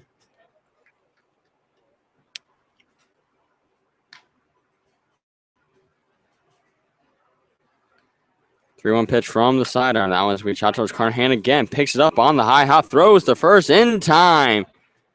Getting out Clannon for the first time in the ball game. And the Scouts do go 1-2-3.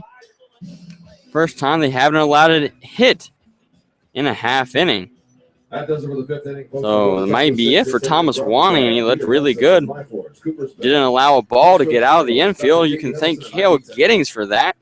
And Jake Krupar, who we see going to right field, had a nicely hit ball. Hit on a rope on the bounce to Kale Giddings, who was able to stab it. Flip it over to Thomas Wanning, who was sprinting towards first base to put away the pinch hitter.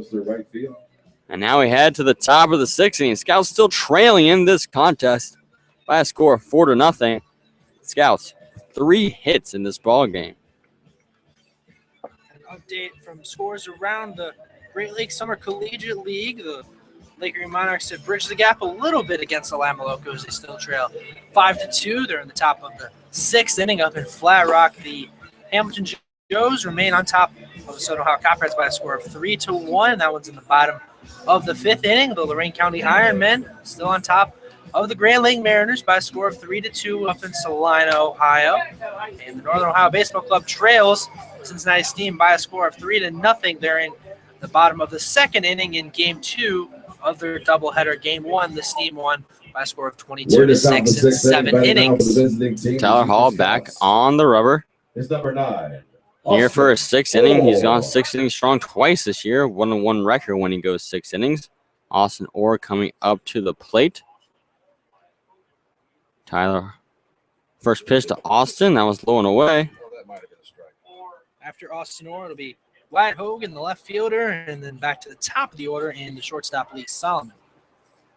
1-0 delivery from Tyler Hall. That one's going to be fouled out of play. 1-1 to the Union Bulldog. One of 2 players Play at Union University in Jackson, Tennessee, hometown of Austin Orr.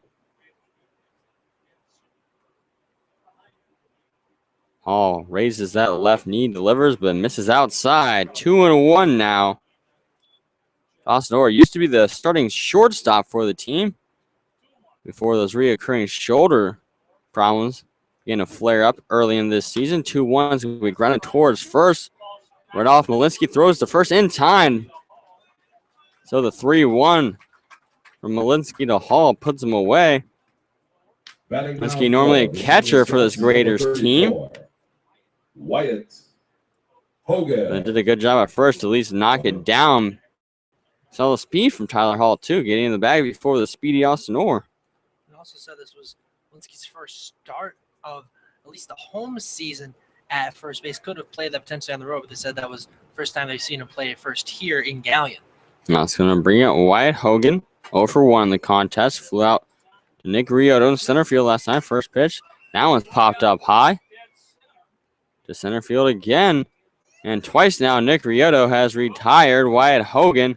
This time he moves to his left. Last time he moved to his right, but it's the same result. In the batter's box now for. And the Scouts are 2 up, 2 down to start at the top of the 6th, and there just has been nothing going off of the wood of the Xenia Scouts. So that'll bring Lee Solomon. He's 0-for-2 today with a pair of groundouts. Came into the day hitting .268. First pitch to Lee Solomon. Shows bunt. Pulls back, though, and he takes the first pitch for a strike. 0-1. Maybe a bunt single could wake up the Xenia Scouts. You see Ocker playing about parallel with the third base bag now. It starts to creep in. 0-1. That one's going to be head towards Brandon Wright at second on the hop. And in time, Scouts go down 1-2-3 again. Tyler Hall making it look easy on the bump as the Navy and Gray just don't have a lot going on at the dish. Every single inning except for the fourth inning, the Scouts have gone down to 1-2-3 in some way, shape, or form. A couple of those were because of double plays, but regardless, they still happened.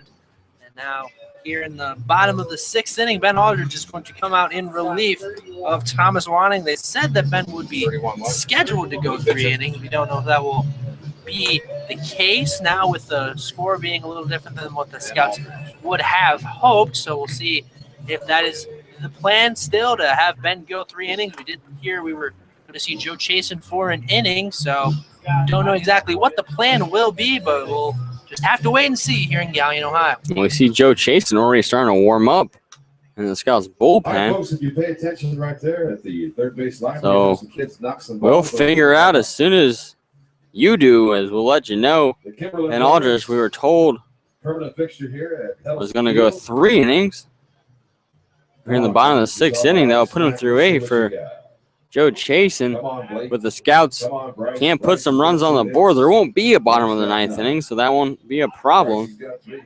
Maybe we'll see Ben go 1, Joe go 2 at least.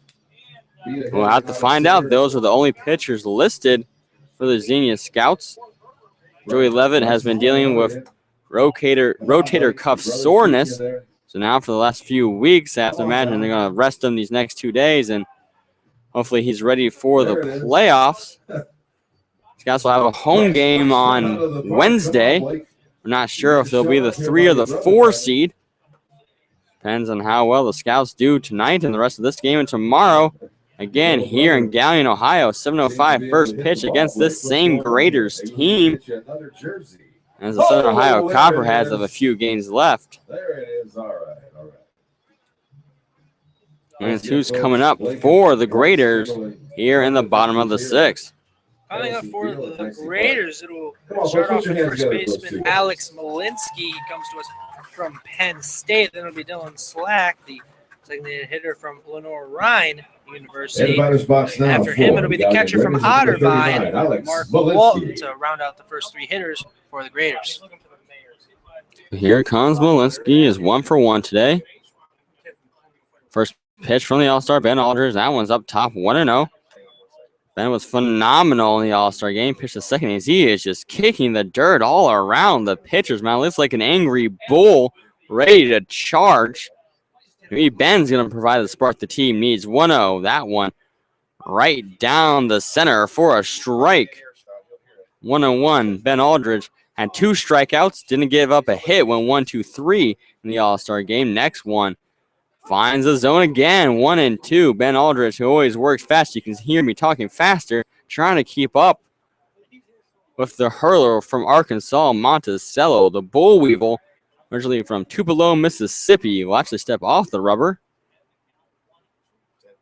1-2 to Alex Malinsky. Here's the next pitch. That one gets him swinging. The Nittany Lion goes down for the first time in today's contest. And we also saw Ben Aldridge go 7 strong innings in a complete game against Northern Ohio. That was not technically a complete game, but it was 7 innings. So that basically is a complete game. And Ben did himself a great job in that one to go the distance. And I think we may have a pinch hitter. We do. We have a replace for the designated hitter, Dylan Slack.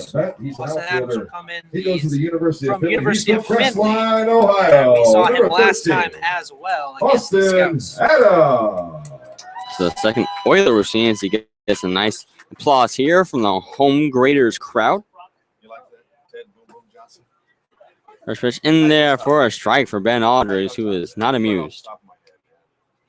Ben's never amused when he's on the mound. Nothing can faze him as he's up there. Big wind and a fire. That one's up top. Good catch from Lincoln Reed as that one hits Yaddick to make it 1-1. Again, Ben kicking on the mound. You see the dust flying off those cleats. 1-1 pitch with one on. And that one's going to be driven towards center field. Levi Gilcrease ranging back and will put it away on the sprint. So 2 up, 2 down. A nicely hit line drive from the new pinch hitter, Austin Adams, stepped on a DH as Mark Walton comes to the plate. And this is something we mention just about every single broadcast, but we've been incredibly spoiled by Levi Gilcrease on center field. Makes great plays time and time again. Now Mark Walton on the plate. Here's the throw from Ben. That one's in the dirt. 1-0 from the pitcher from Tupelo. Ben Aldridge trying to get something going for the Xenia Scouts. Give him some energy at least. 1-0. That one's we hit past Kyle Carnahan at the hot corner. The grounder was hit with a nice crack of the bat from Mark Walton, who's now 2 for 3 today instead of back-to-back singles. Right. And the first hit given up by Ben Aldridge. Thomas Wanning went 1 inning, didn't give up any hits. I gave him a chance to tell me. 1, 2, 3. You're always going to be a Johnson if you don't tell me your last name. Or Smith. Mark Walton on first base. Swing on and miss from Brandon Wright, who is 1 for 1 today's game. He had a sac bunt last time that advanced Mark Walton to second before he was stranded. Righty versus lefty battle here. 0-1 count from Aldridge, and that one's going to be fouled away. 0-2 now. Ben Aldridge a strike away from getting out of the bottom of the 6th inning. The Scouts trailing by a score of 4-0. Runner on first. 2 outs. 2 strikes against the second baseman, Brandon Wright. That one's going to be fouled back, just getting a piece of the red stitchings of that baseball is Brandon Wright, Yellow Jacket from West Virginia State University. You can definitely tell that Wright's struggling with his timing, then with the differences between all the Scout pitchers. 0-2 from Aldridge. That one misses outside. 1-2 now. We're actually sitting behind some MLB Scouts at Prasco Park on Tuesday. There's about 20 of them in attendance, so at least 20 teams represented. Here comes the 1-2 pitch. That one's fouled away. And Aldridge, from what I saw, he maxed out at 88, which was a surprise to Ben, and it was a little faster than he was thinking he was throwing. It was around 85, 86 consistently. At Ben's keys, he puts a lot of movement on that fastball, makes it hard to keep up with and keep track of. 1-2 now, where he has 1 strikeout here in the bottom of the 6th inning. Would love to close that 6th with K number 2. Mark Walton sitting on first base. 1-2 to Brandon Wright. That's going to be hit towards Carnahan at third. A can of corn puts it away. Kyle Dean have to move on that one. That's going to do it for the bottom of the 6th inning. So Ben Aldridge gives up 1 hit. And led pretty impressive on the mound. We'll have to see if he stays in the game or if Joe Chase will go in for the Scouts. But their main concern for head coach Bubba Cates is those bats. Only 3 hits through 6 innings. Even Gray got to get something going. The wood has been the lumber has been lackadaisical. The bats have been boring so far for the Scouts in this contest. Need to get going here in the top of the 7th as Tyler Hall comes back to the mound. Yeah, the Scouts with just 3 hits, like you mentioned, but 2 of them came off the bat of Christian Binger, who coincidentally enough is leading off this top of the 7th inning. That'll be the Washburn duo. Kyle Carnahan, the third baseman, and David Gahn, the usual catcher/DH, but getting a start in the right field today. Is anybody excited about that? You couldn't ask for a better side for the Xenia Scouts if you want to get going in this ballgame. Christian Binger, who has been going since the get-go, 2 for 2 in the contest with a single and a double, and then 59 RBIs between Kyle Carnahan, who's on deck, and David Gahn, who leads the team and is in the hole. These are 3 batters you would want to put up on the side when you're trying to get things going. And here comes the lefty Christian Binger. Tyler Hall trying to complete his 7th inning of pitching. Folks, we are in the top of the 7th inning. Thank you for joining Lance Morris and myself, Terry Lash, as we gave you Xenia Scouts baseball and have been all summer long. It's been an absolute pleasure not only getting to give you play-by-play accounts of the games, but meeting many of you watching and listening at home from all around the country. First pitch to Christian Binger. Low for a ball, 1-0 to Binger. Tyler Hall has only given up 3 hits through the first 6 innings, 2 of which have come to the man of the play, Christian Binger. He takes number 2, which also goes low, 2-0 now to Christian. Christian, before that last single, was down 0-2. And worked his way all the way back to a full count before he singled. 2-0. That one's up top. 3-0 to Christian Binger, who will be taking here. He'll step back into the batter box, but that's just a formality. Here it comes. I thought it was 3-0. I missed a strike in there somewhere. Okay, now they're saying it is 3-1. Okay, excuse me. Okay, I got messed up. Scoreboard here said 2-2, but that was just a malfunction. Christian Binger will draw his 31st walk of the season. In the batter's box now for the visiting team, And the Xenia that's the Scouts is first number walk of 16. the entire day for Tyler Hall. All-star. And that's here in the 7th inning. Kyle Yeah, he's been splendid on the mound, but Christian Binger's been the one thorn on his side. Christian Binger, 2 for 2 today, has been on all 3 times. He's off the inning with a single. Now here comes Kyle Carnahan. Pick off a 10. Binger slides back in. Dirties his jersey. Give his host family. Hope they have some tie to clean up for tomorrow's contest. Kyle Carnahan at the dish, trying to cut into this 4-0 Raiders lead here in the top of the 7th. And that one's going to hit towards right center field and is going, and bouncing. Hits off the top of the wall. Christian Binger will stay at third, so a double from Kyle Carnahan. Stand-up double on the first pitch he saw. And the first hit of the game for Mr. Hot Corner, and the Scouts are in business with David Gaunt at the plate. This is the first time the Scouts have more than a single base runner at a time, as they now have runners on second and third for David Gaunt. That'll draw a meeting on the mound for Tyler Hall, and seeing some people getting loose out there in the bullpen. Looked like Brody Basilone getting loose out there, so could see him come in relief of Tyler Hall sometime here soon. Graders throwing the sink at the Scouts because Basilone had a 3.04 ERA, which would be the second best for pitchers that have thrown a significant amount of innings for the Graders this year. Tyler Hall came in number 1 with a 3.00 ERA as David Gaunt comes up to the plate. 7 homers on the year for the right fielder in today's contest from Topeka, Kansas. Carnahan on second, Christian Binger on third. No outs here in the top of the 7th. Scouts down 4-0 to the Galion Graders. First pitch to David Gaunt is low in the dirt. Good block at the plate from Mark Walton, because that was surely it was going to be a run for Christian Binger. One of the smallest parks in the league here at Heise Park. Goes about 320 to left field. David Gaunt has cleared that distance 7 times this year. Next pitch to Gaunt just misses outside of the zone. 2-0 to Gaunt. Kale Giddings sitting on deck right now. He's 0 for 2 in today's contest. As is everyone else, 5 through 9. David 1 for 2 in the game. Next pitch to Gaunt.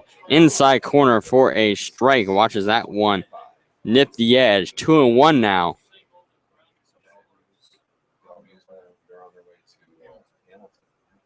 So Binger draw a walk, and Carnahan on the first pitch he saw drove it to right center field for the double. Put runners on second and third. That one from Gaunt is going to be grounded foul right at the Graders bullpen. Evens it up at 2-2. The sun sets in left center field right now. You can see it peeking behind a couple of trees above the right side of the Graders scoreboard here in Galion, Ohio, home of the high school team, the Galion Tigers. Also use this field, Heise Park. 2-2 pitch to David Gaunt. That one is inside as Gaunt had to back up. Makes it full at 3-2. The second full count we've had. Excuse me, the first full count we've had this half inning. I believe that'd be number 4 of the game. Yep, the 4th of the game. 4th of the game. And here comes the payoff pitch from Hall. That one's going to be hit towards left field, and it's going to get past him. It's going to get past Hunter Clinton. That's going to bring home both Christian Binger and Kyle Carnahan. And David Gaunt with a 2 RBI double.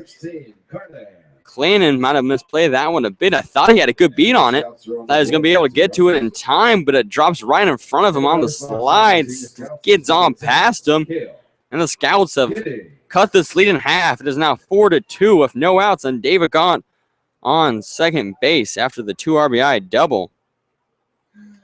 Now David just destroying the Scouts' record with his 35th RBI on the season. First pitch to Kale Giddings misses. 1-0 now to the big man.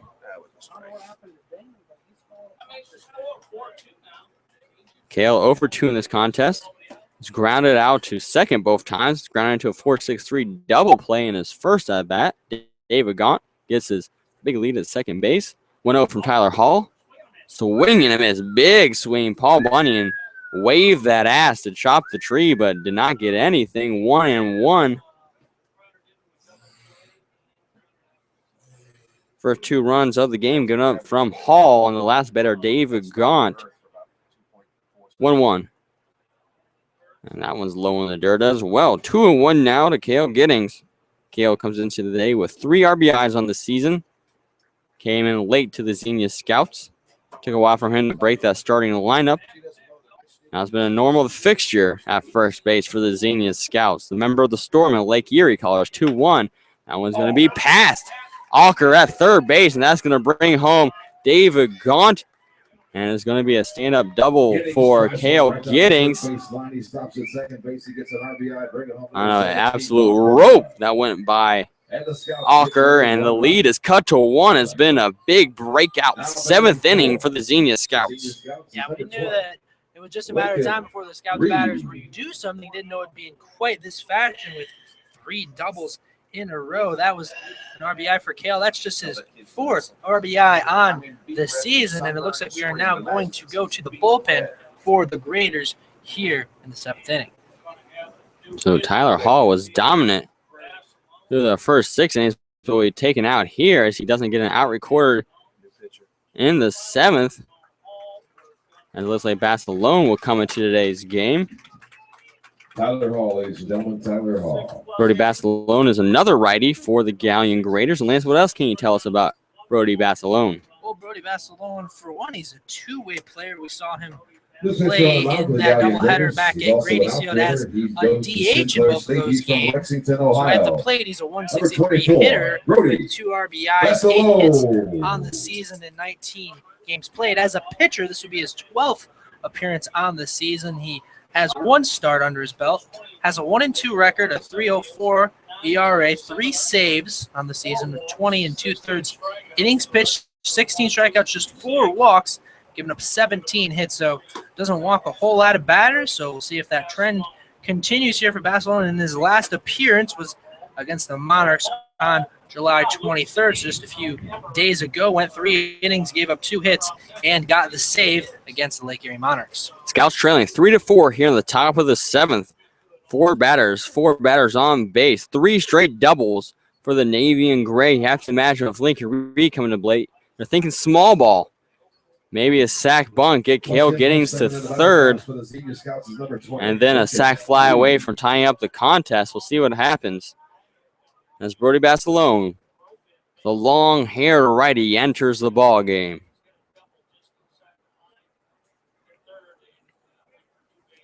Tyler Hall will go down with 6 innings to his name against these Xenia Scouts.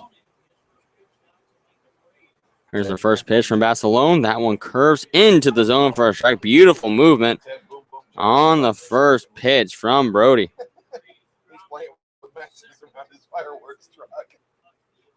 Cale Giddings, the big man, gets his lead at second after that RBI double he just hit. 0-1. That one is going to hit Lincoln Reed. So the first batter that Basilone faces, he beans. Put runners on first and second with no out, and Levi Gilcrease in the big spot at the dish. And that's the first time this summer Lincoln's been hit by a pitch. Lincoln Reed, the third-year scout, now standing on first base, and the wheels have fallen off the graders here a little bit in the top of the 7th inning. Still lead, though, by a score of 4-3. Levi Gilcrease at the plate, first and third coming in. Fastball outside corner for a strike to Levi. He's grounded out twice in this game. Once to short, once to third, so he's been sticking to the left side of the infield. We see the corners in, trying to make sure they can keep the ball into that infield and potentially get a double play. Giddings at second, Lincoln Reed at first base. That's Lone. He's going to pick off attempt towards second, and Cale Giddings is picked off at second base. The big man with just too big of a lead. Kevin Schrock got back to the bag, snuck behind Cale, and the runner in scoring position is now retired. Cale Giddings has to be upset at that one. Cale just had too big of a lead over there at second. Had to think he wasn't on the move unless they had a hit and run on, so disappointing there for Cale. Now back at the dish. That one goes high to Levi Gilcrease. 1-1 count to him with now 1 out. Big pickoff from Brody Basilone, the righty, with a nice move. Perfect placement right into the glove of Kevin Schrock, who tagged out the sliding Cale Giddings as that one was driven into left field. And that's going to get past Hunter Clannon. Lincoln Reed's being waved on by Coach Bubba Cates.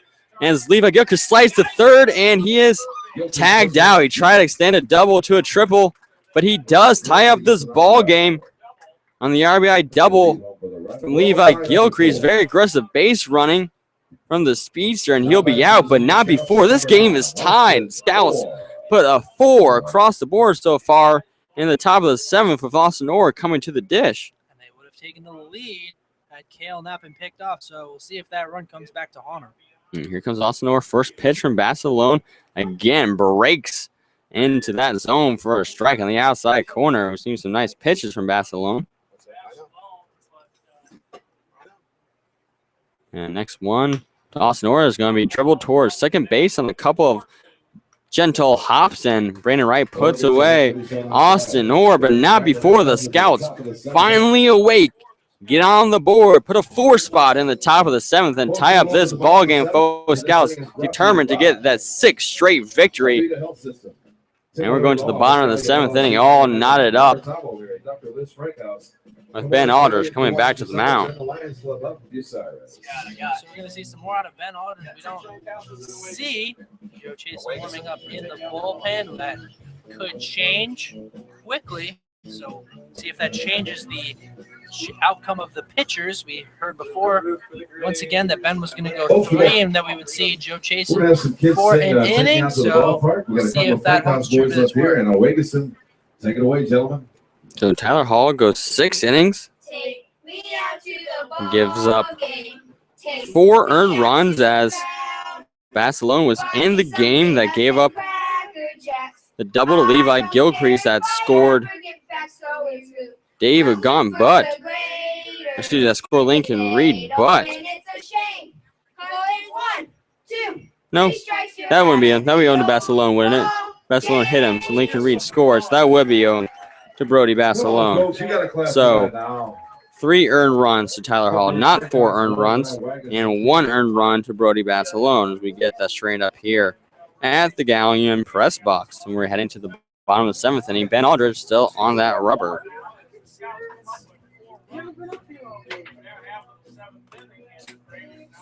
This one's a contest again, folks, as the sun set.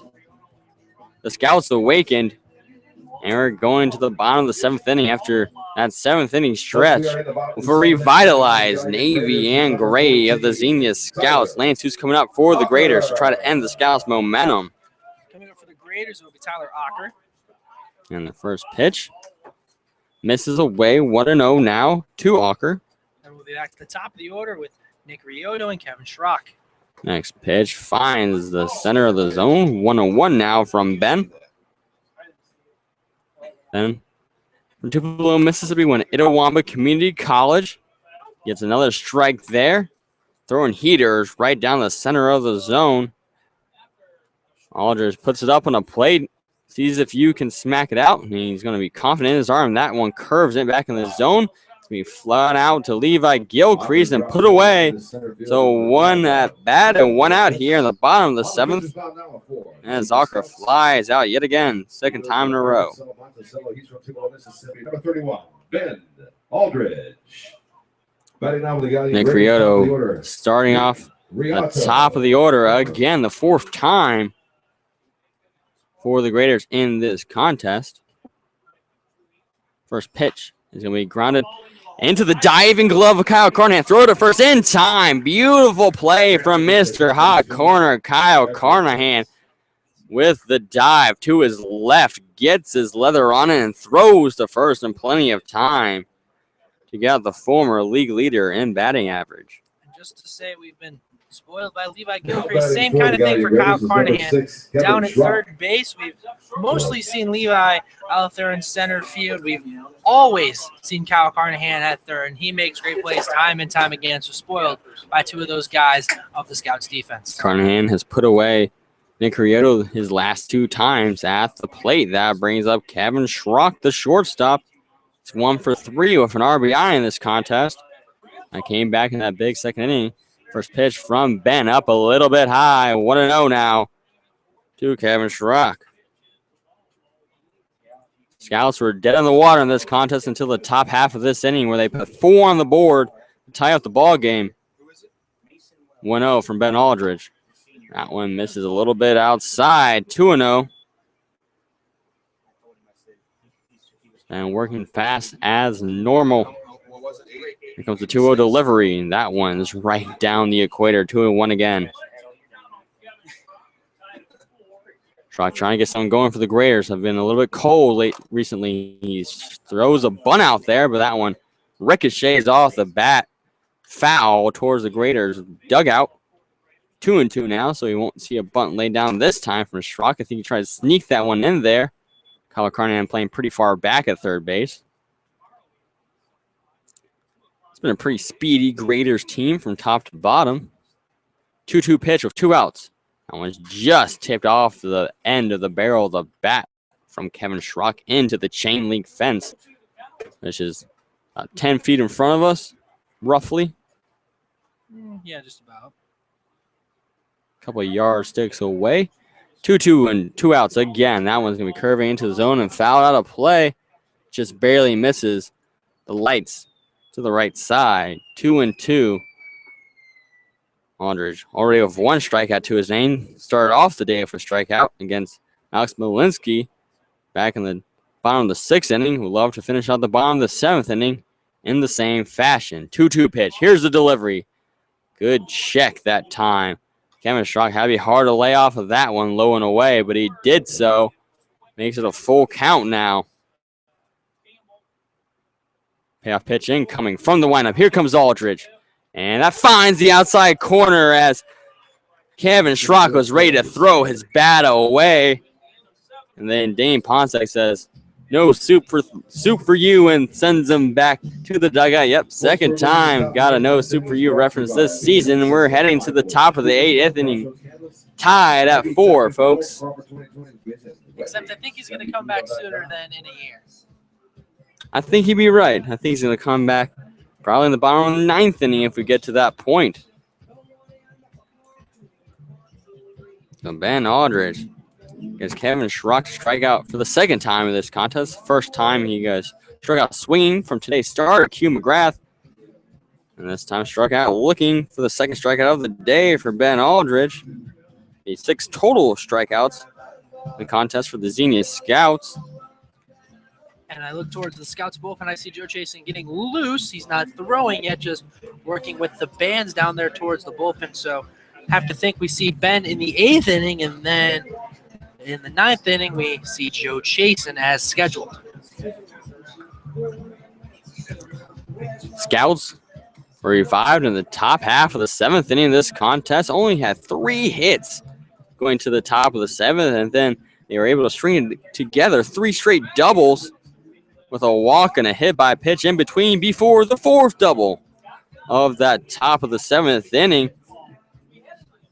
You get that many extra base hits, and you're bound to score some runs. And we saw that run production to the tune of 4 that came across the plate, and we are evened up here in the top of the 8th inning. It's a brand new ball game, folks. Who's coming up for the Scouts on this side, Lance? It'll be led off by the number 9 hitter, Wyatt Hogan, the left fielder from Hendricks College. Then we'll be back to the top of the order with shortstop Lee Solomon from Lipscomb and Christian Binger, the second baseman from Southwest Baptist. First pitch from Brody Barcelona. That's going to be chopped foul. Wyatt Hogan has swung on the first pitch in all 3 of his at-bats now. First 2 are flown out to Nick Riotto in center field. This time he fouls it backwards. First appearance he's seen against Brody Barcelona. Righty stands on the rubber, delivers towards home. That one's going to be fouled out of play on a line. If you can strain that one out, it could be some danger, but well out of the troubles of the Galion Graders. 0-2 now to the left fielder, Wyatt Hogan. We've seen him make a nice play ranging backwards today on his gallop. See if he can make his first hit at the plate. Barcelona ranges and delivers. That one is swung on and missed from Wyatt Hogan. Barcelona got and chased at it, and that's the first strikeout of the day for the Scouts. Now for the Xenia Scouts, top of the order, all-star selectee number 3, Lee Solomon. So we're back to the top of the batting order. Lee Solomon is 0 for 3. He's grounded out each and every time. Has been at the plate. Brody Barcelona steps, throws, bit low. 1-0 to Lee Solomon, the shortstop from Lipscomb University. He'll be playing second base down in Nashville, Tennessee. This season, 1-0 to Lee, and that one in there for a strike. Barcelona comes back to even things up. 1 out here, no one on for the Xenia Scouts. Top of the 8th inning. Tie ball game at 4 apiece. 1-1 pitch. That one's well outside. 2-1 to Lee. And Lee is 0 for 3 today with 3 groundouts, each to different parts of the infield. Lee leads the team with 13 stolen bases on the year. If you get him on the bags, he can cause some problems. 2-1. He checks, and that's a good decision. Just barely, and I mean barely, missing that zone. 3-1 now to Lee Solomon. Brody Barcelona delivers. That one's going to be grounded towards second base. Brandon Wright's going to get under it. Throw to first in time. So 4 straight ground outs to Lee Solomon. 2 straight now to Brandon Wright at second base. Now batting for the Scouts is So number 4, 2 up, 2 down here in the top of the 8th inning. So all the big hits we saw in the top of the 7th have subsided here. But Christian Binger at the plate. He's 2 for 2 today. And he walked his last time up, scored the first run for the Scouts. First time he's faced Brody Basilone. Here comes the first pitch. Checked on by Christian Binger. That was a bit low, 1-0. Binger 2 for 2 in this game with a single, a double, and a walk back in the 7th inning. His 31st on the year. Here comes the throw from Basilone. Also a bit low, 2-0 now to Christian. Trying to get that 30-second free pass. Basilone pitching from the windup with no one on and 2 outs, 2-0, and that one misses outside. Couldn't curve back into that zone of home plate umpire Dane Ponsack. Christian Binger will be taking here at 3-0. Here comes the pitch, and that one misses outside, and 2 straight walks for Christian Binger, who cannot be sat down. And 4 straight balls to the lefty. Christian Binger is 2 for 2 with 2 walks. Is that Christian Binger and Magic Johnson down at first base? His 32nd walk now on the season. Nice Magic Johnson reference. Sneaking into the broadcast. Christian Binger at first base. Kyle Carnahan, who doubled to right center last time at the plate. First pitch is a bit high, so 5 straight balls from Brody Basilone.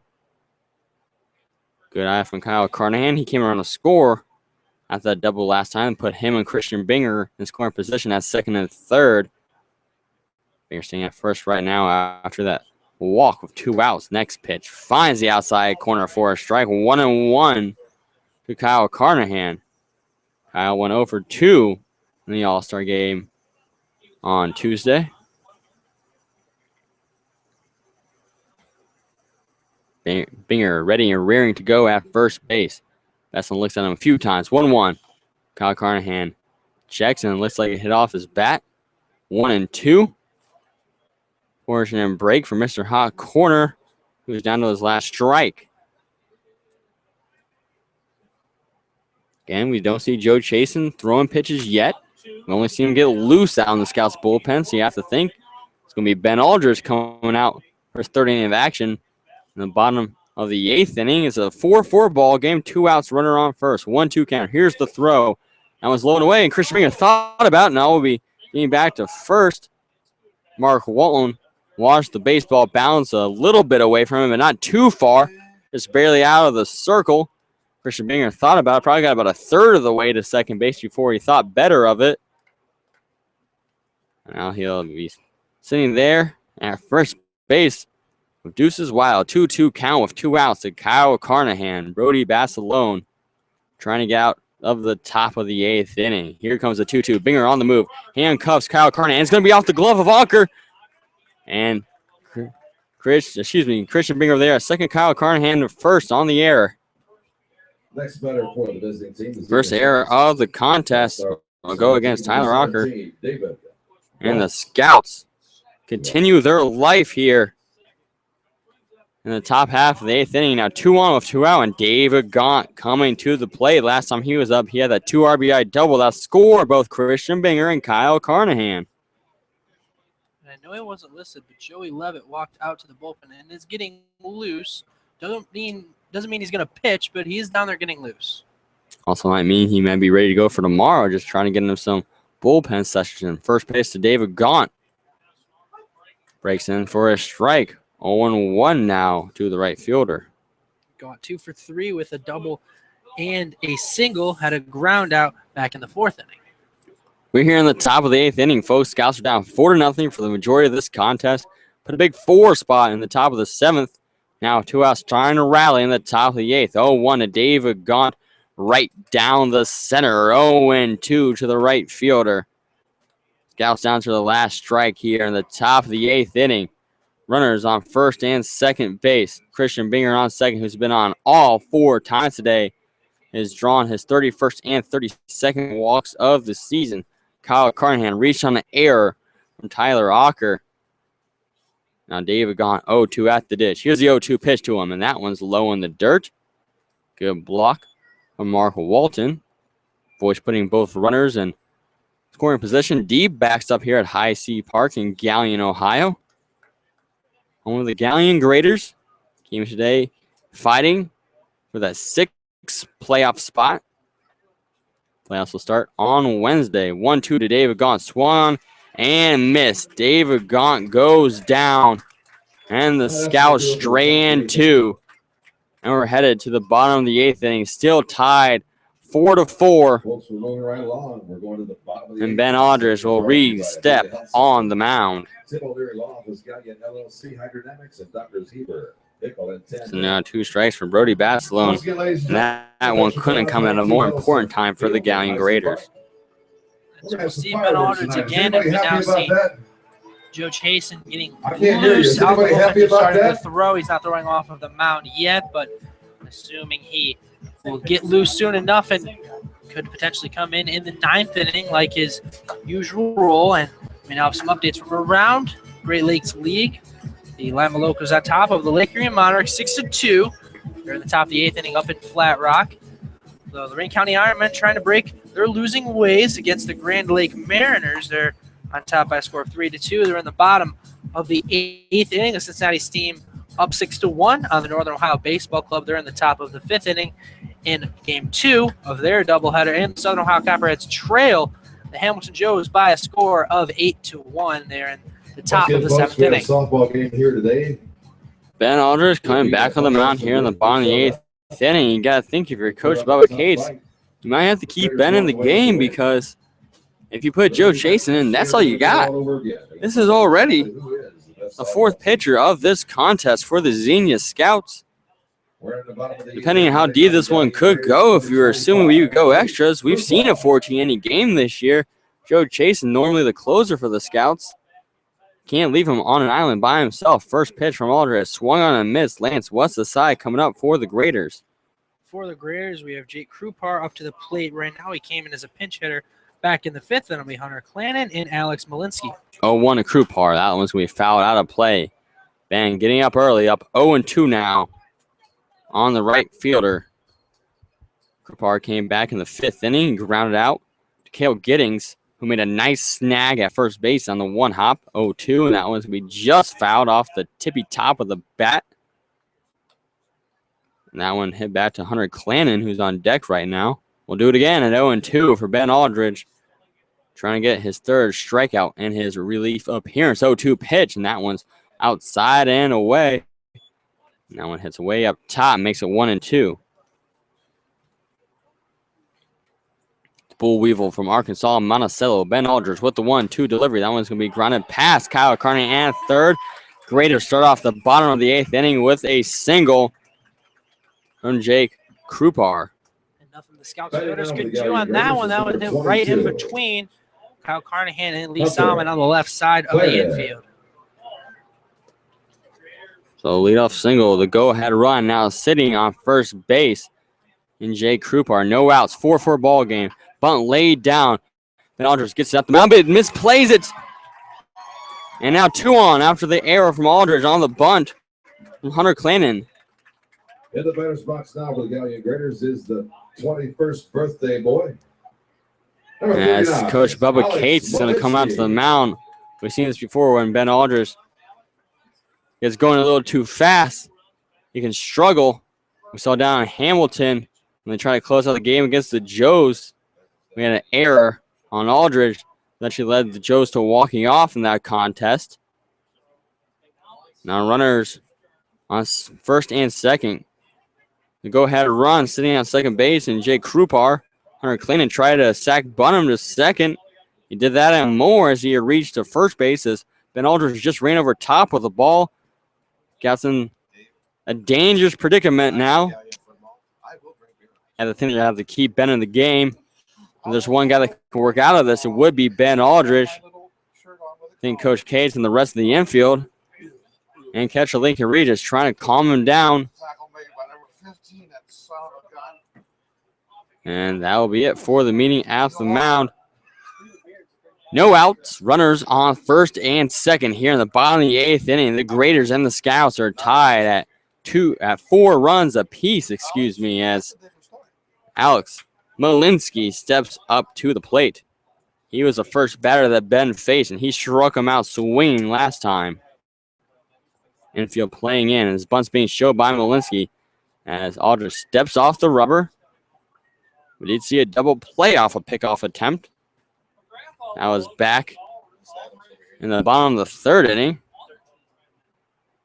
As the infield begins to creep in again. First pitch misses a bit low. 1-0 now to the Nittany Lion. Graders trying to get rid of that double play ball. Put both runners in scoring position with only one out. Malinsky shows that bunt again. Here's the throw from Aldridge. That was up top. Trying to get the ball to pop up in the air. 2-0 now to the first baseman, Alex Malinsky. And Aldridge trying to work himself out of this jam here in the bottom of the eighth inning in a 4-4 ball game. 2-0. Here's a delivery. That one's going to be fouled backwards. 2-1 now as Malinsky cannot lay it down. Yeah, the Scouts corner infielder is playing in, ready for that bunt attempt from Malinsky. He was showing bunt all the way in every single pitch. It's just a matter of if he can lay it down in fair territory. 2-1 count. Cale Gaines creeps all the way in, about parallel with Ben Aldridge, and bunt's laid down. And it's going to be picked up by Aldridge, and he fumbles it, throws it to first, and it's a bit high. And the bases are now loaded. He puts the wheels on and he's safe at first. And has that rolled another error on Ben? I think that was just And the batter's box now for the Galion off Raiders is number bag 13. signal, so I think it would just be Austin. a hit, but I could be wrong. Anna. We do not have this game going on point streak right now, so we're not sure. But regardless, the bases are loaded with no outs. After back-to-back bunts, loads them up. As Austin Adams comes up for his second plate appearance. Bases chalked. Ben Aldridge, first pitch to Austin Adams, misses outside. 1-0 to the lefty.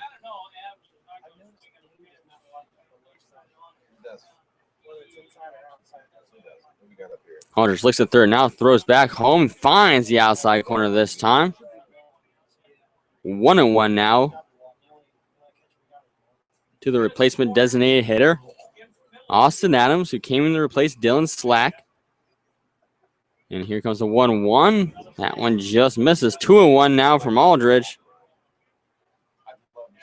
Bases are loaded. No outs here in the bottom of the eighth inning. Scouts trying to desperately hold on to this tie ball game. 2-1. That one finds the outside corner. 2-2 now. Aldridge could really use a strikeout to set up an inning-ending double play ball. Krupar at third base. Clayton on second. And Malinsky on first. Here's the 2-2 from Aldridge. That one's going to be flown out to foul territory. Kyle Carnahan gives chase, but is going to hop down to the earth in the bullpen of the Galion Graders. A little too far out of the outreach glove of Mr. Hot Corner.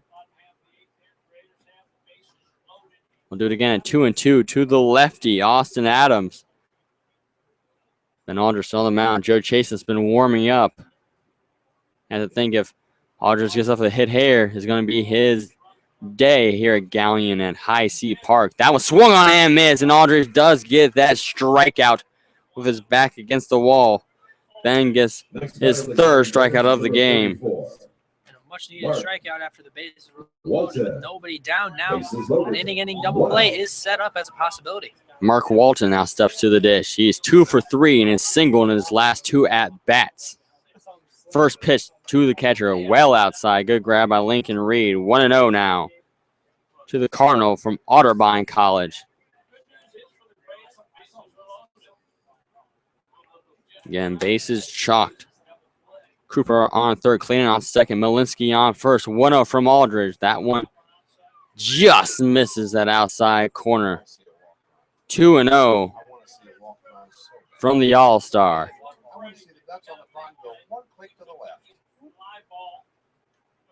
Here comes the 2-0 pitch from Ben. That was a swing on, and he passed Christian Binger at second. That brings in 1. Here comes the gun from Levi Gilcrease, and they're going to hold him up at third. So it's going to be a 1 RBI single, and the Graders retake the lead 5-4 off of the bat of Mark Walton, which is scorching hot right now. There wasn't much that the infield could do on that one. Binger tried to range over to it, but wasn't able to get to that one in time. And just a very well-placed ball by Walton to now put the Graders back in the lead. I said, wait a minute, he just struck out. 1 out. Scores Jake Krupar, who singled. Here comes Brandon Wright. Same situation. Shows bunt. And it looks like he showed there, so it should be 0-1, I believe. And will be 0-1. Scott still looking for the ending double play ball. Can't afford to give up any more of these runs. Down 5-4 is going to be up to the the road half of the top of the ninth to try to come back 0-1. That one's going to be chopped towards Ben at the mound, throws it to home plate for the force out. A 1-2 fielder's choice is going to put Brandon right on a nice flick from Ben Aldridge. Bases are still loaded from Tyler Rocker, but nice heads-up play from Ben.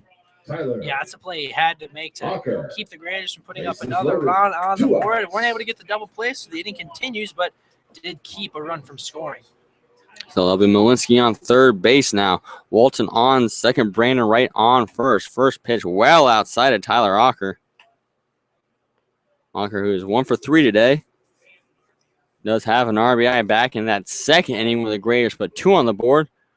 Graders put 2 on in the first and second. And now put the go-ahead 5th run here in the bottom of the 8th.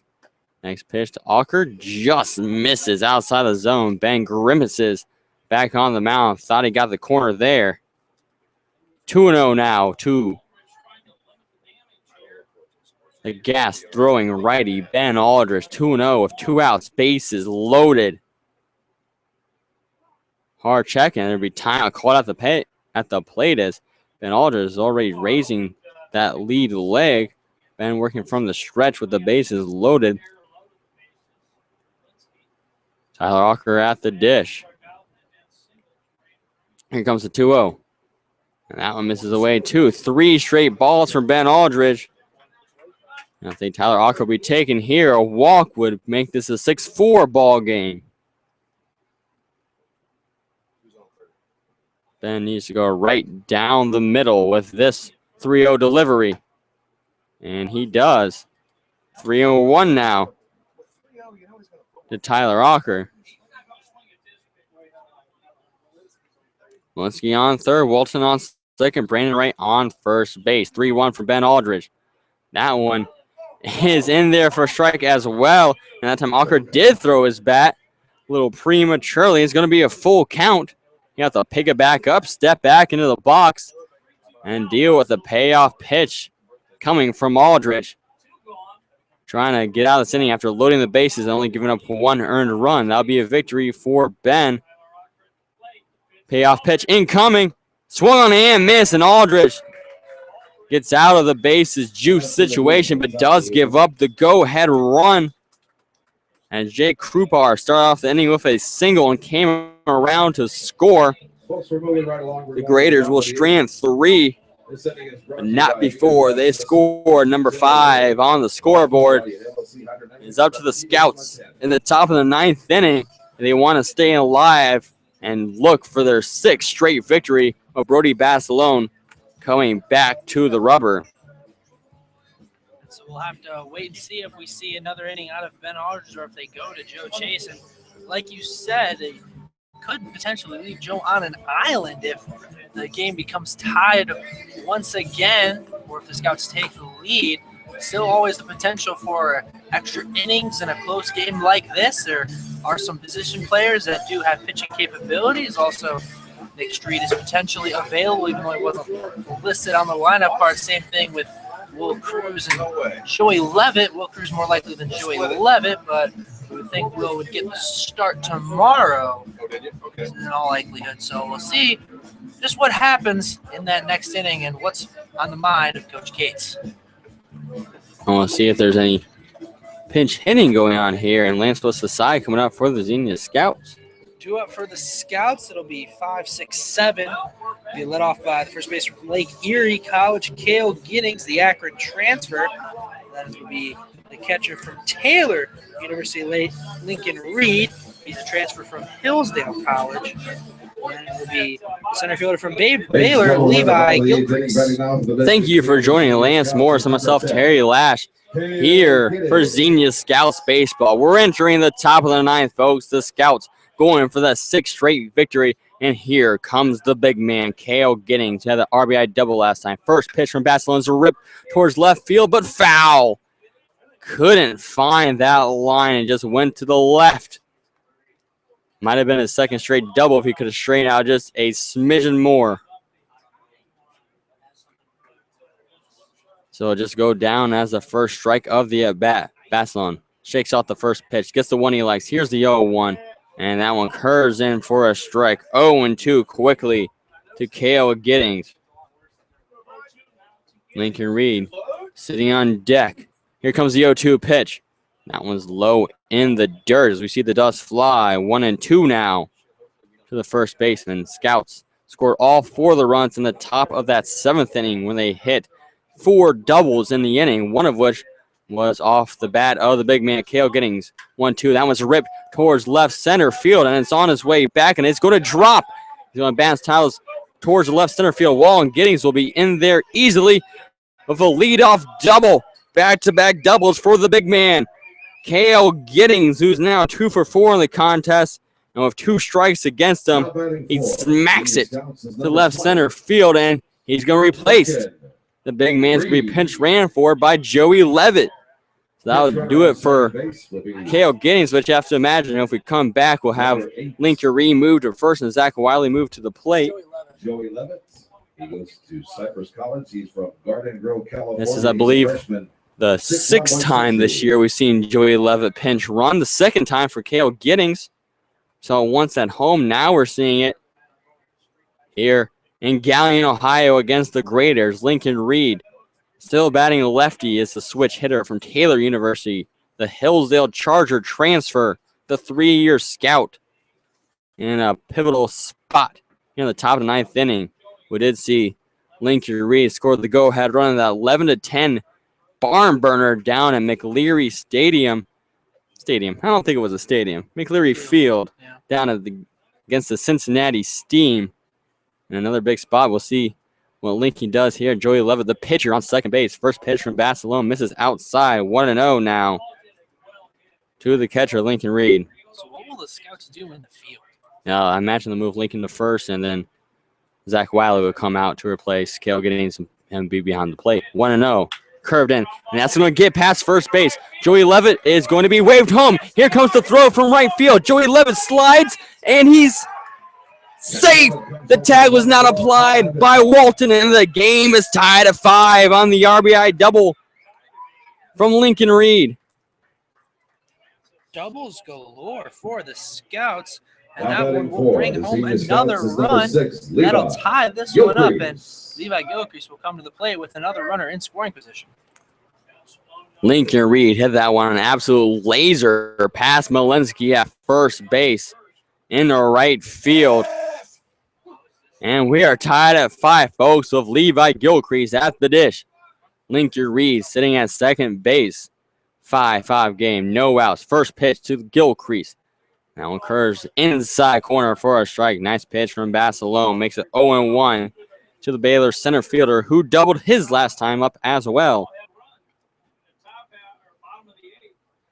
6 doubles in this contest for the Xenia Scouts. 0-1 pitch to Gilcrease. That one's low in the dirt. 1-1.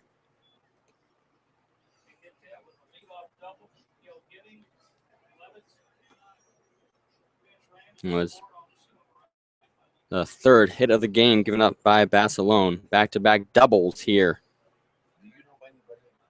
for the Xenia Scouts. Nice pitch to Gilcrease. Swing and a miss. Now 1-2, and I have a quick correction. That was actually the 7th double of the game for the Scouts. Christian Binger also had one back in the top of the 1st inning.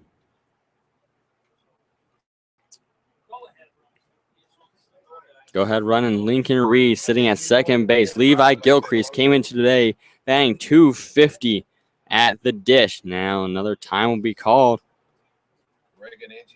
Gilcrease steps back out of the batter's box. Now back in. Barcelona on the mound where he has a couple of strikeouts to his name. Looks at Lincoln at second. Throws home. Swung and missed. And that's going to put away Levi Gilcrease, who strikes out Lincoln Reed, still standing on second.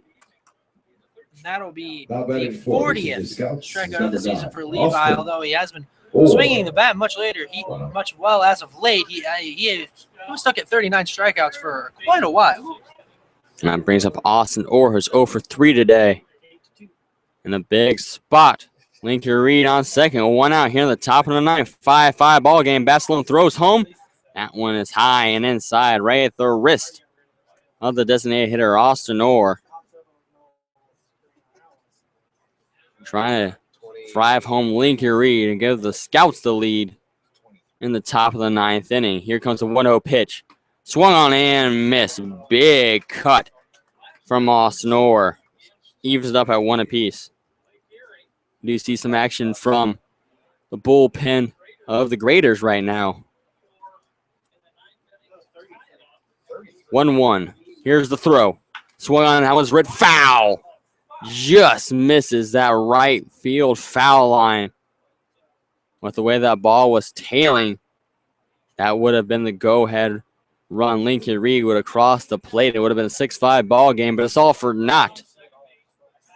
As it was a foul ball and a crushing blow to Austin Orr, who now faces a 1-2 count. 5-5 ball game. Lincoln Reed on second base. Here comes the wind and the throw from Barcelona. That one's a bit high. Good eye from Austin Orr. We see Nick Muse out there warming up in the bullpen for the Graders. So we'll see how long Barcelona will go. Nick Muse warming up. Barcelona shakes off one call. Now 2-2 with 1 out. Runner on second. Here comes the pitch and a outside corner, and that's got to be crushing for Austin Orr. Making his way to the And he goes down looking. Back-to-back strikeouts for the righty, Wyatt Hogan, 2 outs. who now has 4 in his relief effort. So now it's up to Wyatt Hogan.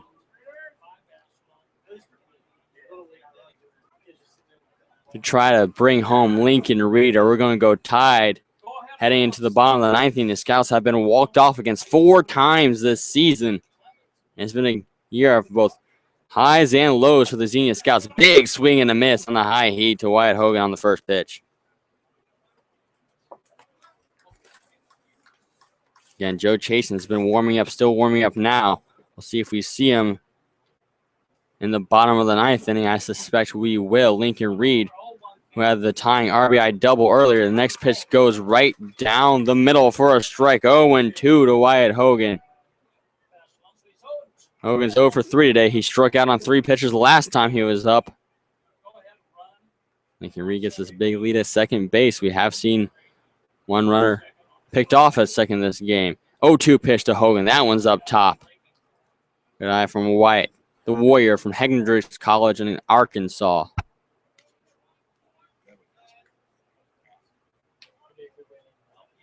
Scouts have fought all the way back. They're trailing 4-0 going to the 7th inning, where they tied with 4 runs that came across. Here, the 1-2 pitch to Wyatt Hogan. That one's low and away. Good eye from Wyatt. Even up at 2-2 now. Wyatt does have 13 walks on the season. Will be patient at the plate.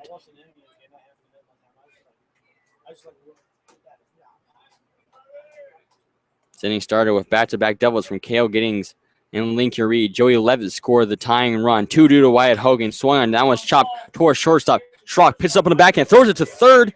Not a force out, though. So Lincoln Reed will be in there. And plenty of time. Couldn't be grabbed by Ocker anyway. I don't know if Schrock thought it was a force. He thought the tag could be applied. Or I have to think on that one that he just knew he wouldn't have enough time to do anything in regards to getting Wyatt Hogan out at first. So he just figured I'll flip it over to third and give him a chance to get the force out, and we're now going to see him meeting on the mound. We'll see if Nick Muse comes into the game. First meeting for Brody Basalone.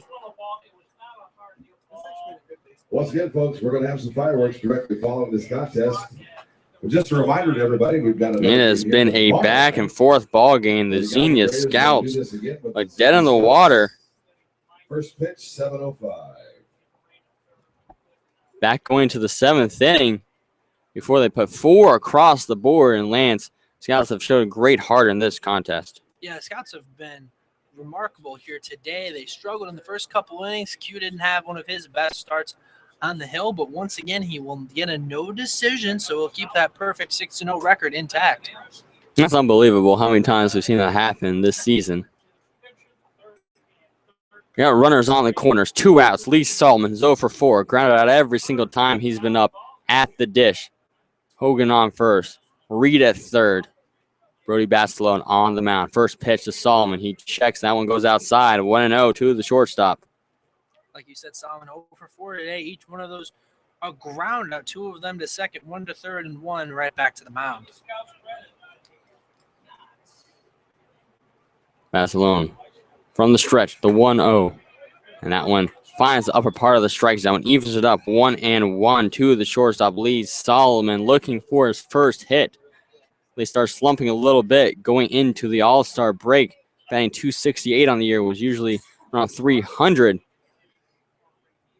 Trying to get his first hit today, 1-1. That one curves into the zone as well, 1-2. Bastalone going right down the equator, working hot down the middle to Lee Solomon, as Mark Walton wants to meet with his pitcher or just make a few calls, make sure they're on the same page. Again, runners on the corners. Lincoln Reed on third and Wyatt Hogan on first base. The Scouts have put 1 run across here in the top of the 9th inning to tie this ball game up. 1-2 count to Lee Solomon at the plate. And that pitch just misses that outside corner. Walton set up lower right of home plate. 2-2 now to Lee Solomon, evened up. Hit a 3-1 count before he grounded out. The second last time he was up, he's grounded out to second baseman Brandon Wright his last 2 at bats. 2-2 of 2 outs. Here comes the pitch. Swan and just tipped off the glove, or it's going to be a strikeout. Lee Solomon is out at first. I thought that was tipped off the glove. It just must have been a whiff from Lee Solomon for a strikeout.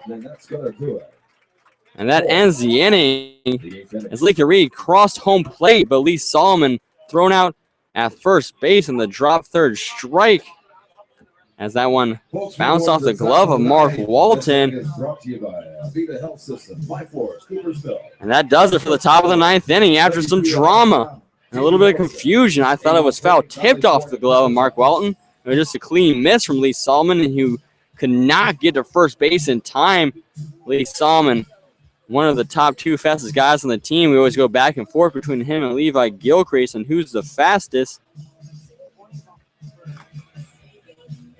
As we go to the bottom of the 9th inning, tied at 5, and Joe Chasen coming to the rubber.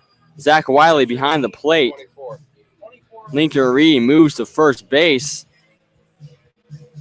And I don't know what else the Scouts can possibly do pitching-wise after Joe Chasen besides Nick Street, unless they want to go into the probables for tomorrow. We're expecting to see both Dylan Donnelly and Will Cruz go about 3 each.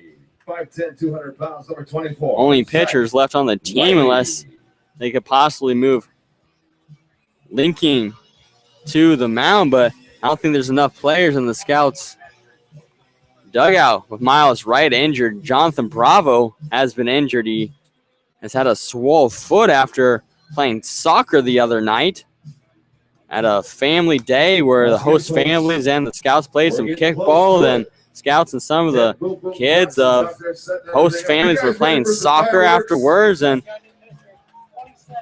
Bravo hurt his foot, and looks like they arrested him today. And so I don't know. This might be it. I don't really know what the Scouts would do. They need a little luck to, of course, continue into extra innings. We're in the top of the 9th, and yeah, like we said, we don't know who the other pitchers could be, but those are all the listed pitchers that have came in today for the Scouts.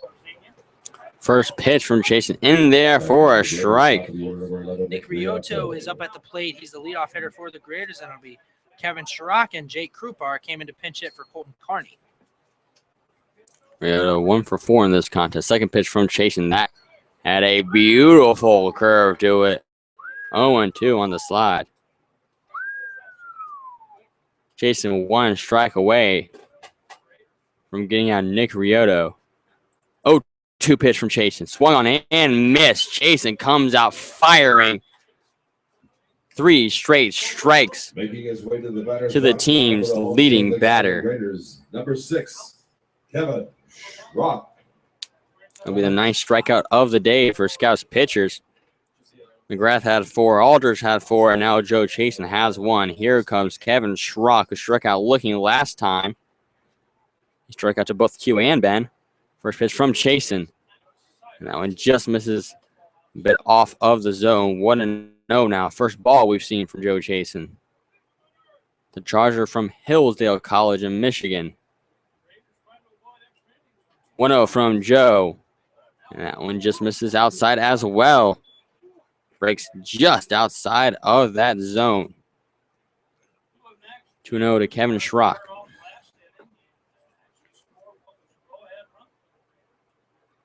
Here comes the 2-0 pitch. Now this is a bit high. 3-0 to Joe Chasen. Schrock 1 for 4 on the day, had an infield hit back in the second, has also struck out a couple times. Chasen trying to avoid walking the walk-off run. Here comes the 3-0, and that one misses inside, and that's a tough break for Joe Chasen. All 4 of those pitches were just outside of the zone.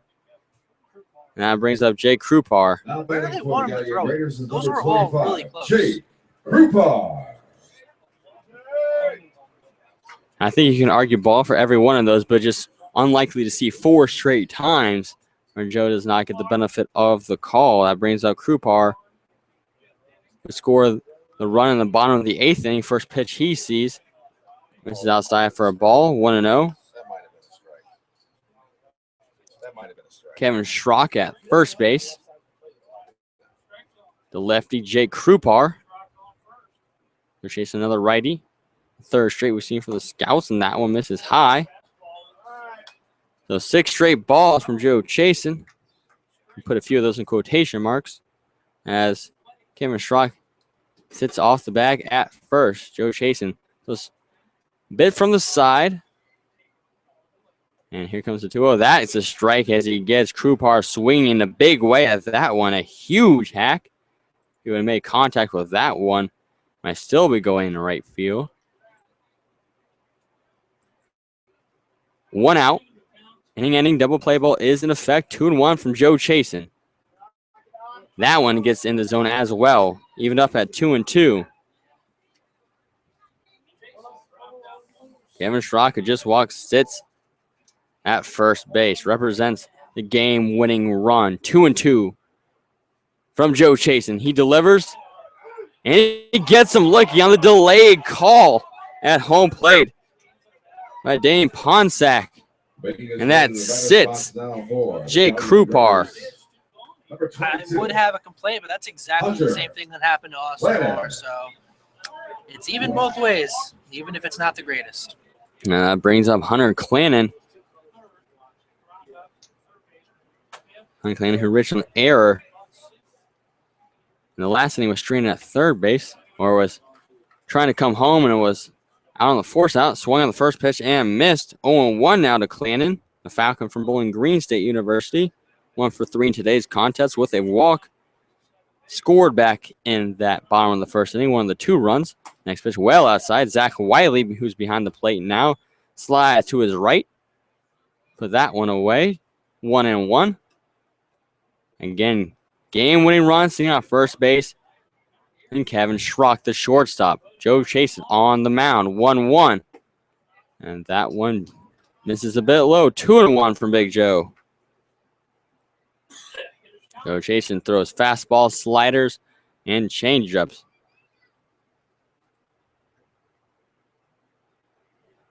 Here comes the 2-1 pitch, and that one is going to hit the batter. Joe Chasen leads the team in hit batters. I believe that'll be his 9th on the year. I'll put runners on first and second, but that does put force outs at any base as Alex Malinsky comes up to the plate. Malinsky 2 for 3 today with a single, a double. Was hit by a pitch back in the 3rd and struck out in the 6th.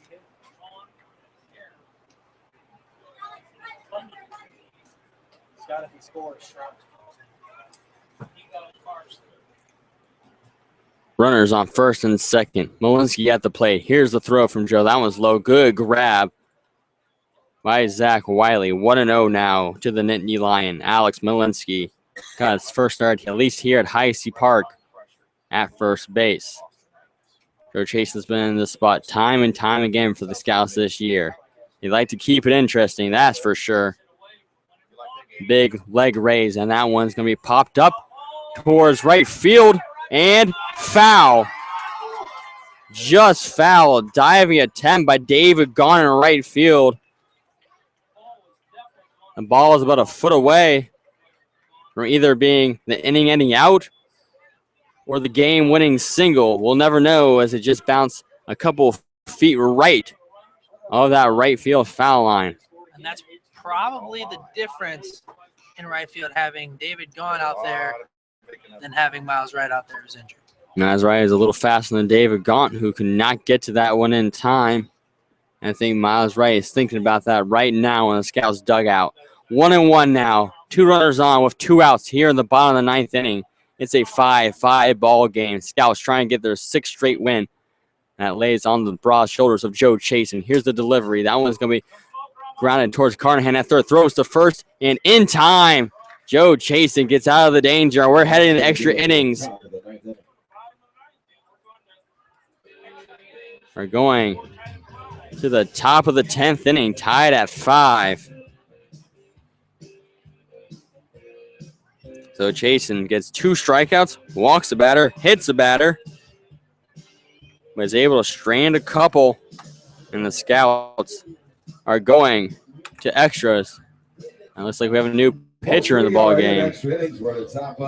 Yeah, Nick Muse is going to come into the game for Galion. We've seen him before. He's a 6'3" righty from Otterbein College. We've seen plenty of Otterbein Cardinals in the Great Lakes League. For Nick Muse, this will be his 10th appearance. He has 4 games as a starter. He's 0-2 on the season with a 6.75 ERA, 24 innings pitched, 20 strikeouts, 15 walks, 32 hits given up. His last outing was against the Ironmen on July 20th. He went 4 innings, gave up 5 runs, 2 of them earned, 8 hits, 1 walk, 1 strikeout. So he was touched up the last couple times. He didn't get the loss in that outing, but he did have the loss in the last 2 appearances before that. So Nick Muse struggling right now for the Galion Graders, and the Scouts are just going to have to try and take advantage of that here in the top of the 10th. But you know exactly who you want coming up to the plate. Christian Binger, who has been involved in every single late game situation,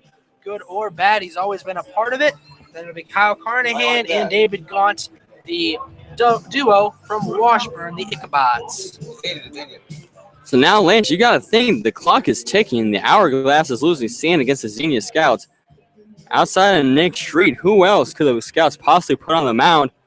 Joe Chasen, not used to going deep into ball games. The deepest he's gone this year. He went 3 2/3 innings against the Cincinnati Steam back on June 13th. But for the most part, he's the closer. He goes an inning and he's done. So if this one goes a couple, 2, 3, 4 extra innings, and you can't keep Joe in that long. Well, we know there are other position players who have pitching experience. It's just a matter of how long it's been since they've actually pitched. But that's a problem. That's a good problem to have if the ball game keeps going. That brings the question on itself. Who do you replace in the field at that point then? No one else for the Scouts. Everyone's injured. We're at the grind of the season, folks. This is game 39. The Scouts have been worn down and beaten this year. Injuries have plagued the Xenia Scouts, and they are in a tough spot. We'll have to see as the game develops. Navy Gray and Coach Bubba Case, who's sitting on third baseline right now, just hoping they can put a run on, maybe 2 here in the top half of the 10th inning. As Nick Muse steps on the rubber. First pitch to Christian Binger is low for a ball. Christian has walked his last 2 times up. And here comes the 1-0 to Binger. That one finds the outside corner for a strike. 1-1 to the third pitcher of the game for the Galion Graders, Nick Muse. Here's the 1-1 from the third righty. That one's outside corner as well. 1-2 to Christian Binger. Christian has not been sat down this game. 1-2 pitch. Swung on and missed, and Christian does go down. Or did he? And yes, he did go down swinging. So Christian Binger is out for the first time at the plate this contest. First batter, first strikeout for Nick Muse. We don't see Christian Binger strike out often. We definitely don't see him go down often in a late game situation like that. And that's going to bring up Kyle Carnahan. I'm sorry, mister, but can you help a brother out? And here comes the delivery. Big swing and a miss from Carnahan. You got to think he's thinking long ball in this situation. Carnahan's been on base the last 2 times he advanced. Last time on an error from Tyler Ocker on third base. Now an 0-1 count against the righty Nick Muse. Big raise and a fire. That one's hit towards left center field. Rioto's on his way back and is going to hit off of the wall. Carnahan is going to be with a stand-up double, and he'll stop there. Mere feet from a go-ahead home run. It just hung up in the sky. That's exactly right. Mere feet. As that one carried all the way back and just happened to hit off of that outfield wall. Couldn't have been more than 2 or 3 feet away from going over that fence. That brings up David Gaunt. We've seen power from Kyle Carnahan. We've seen it from David Gaunt this year as well. The duo have 7 home runs apiece. Carnahan gets his lead. He represents the go-ahead run. First pitch to David. Inside for a ball. 1-0 to the right fielder. Did I announce him earlier? David Gaunt. Did he get another at? Did he get an at-bat? Struck out last time. But I announced. Stranded 2 base runners. Now in a big spot again. Second pitch inside as well from Nick Muse, who just gave up his first hit of the ball game. I believe the 8th double of this contest for the Xenia Scouts.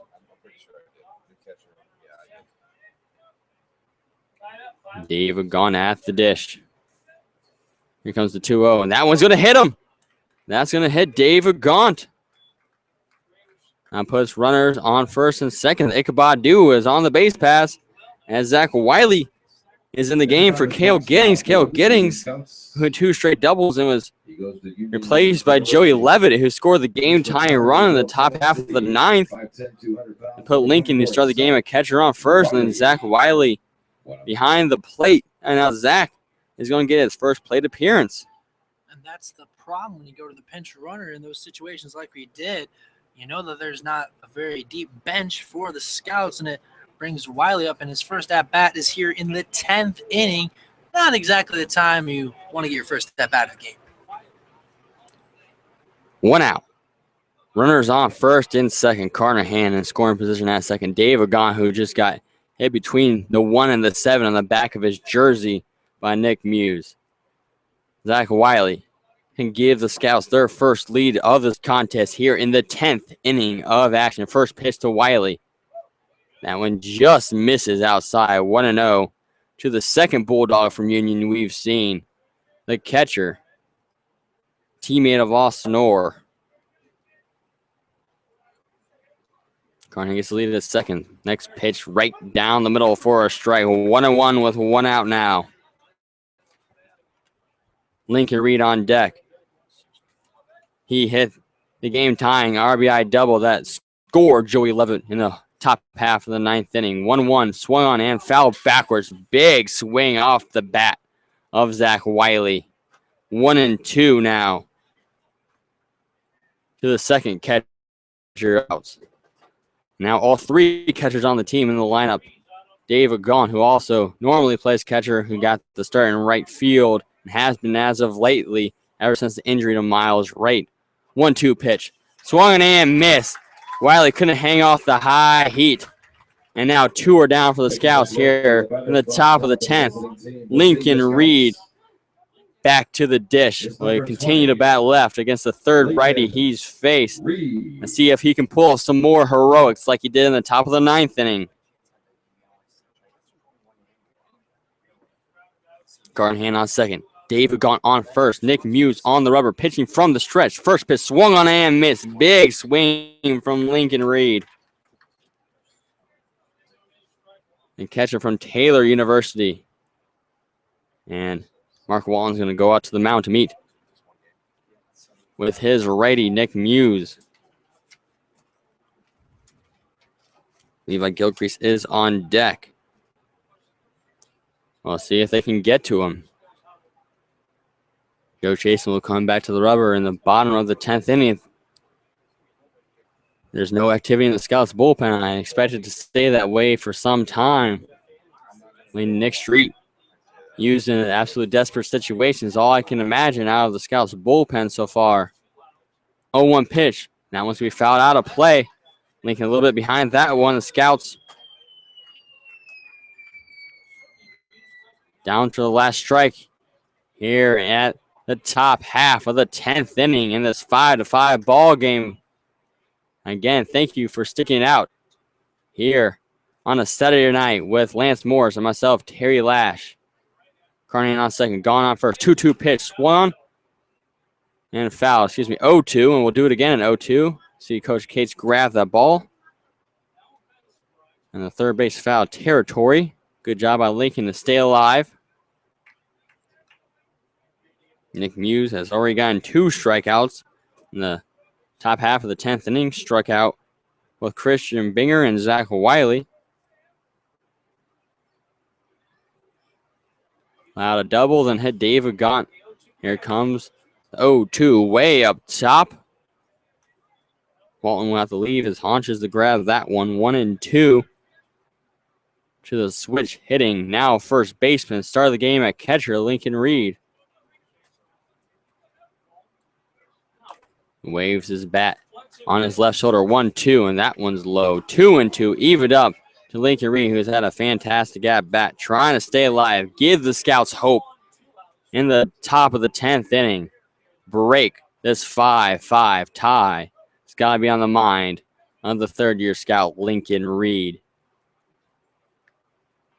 Not a big lead for Carnahan at second base. We've seen a pickoff already this game. He's going to step back. Muse steps off the rubber. Brody Basilone picked off Cale Giddings when he was on second.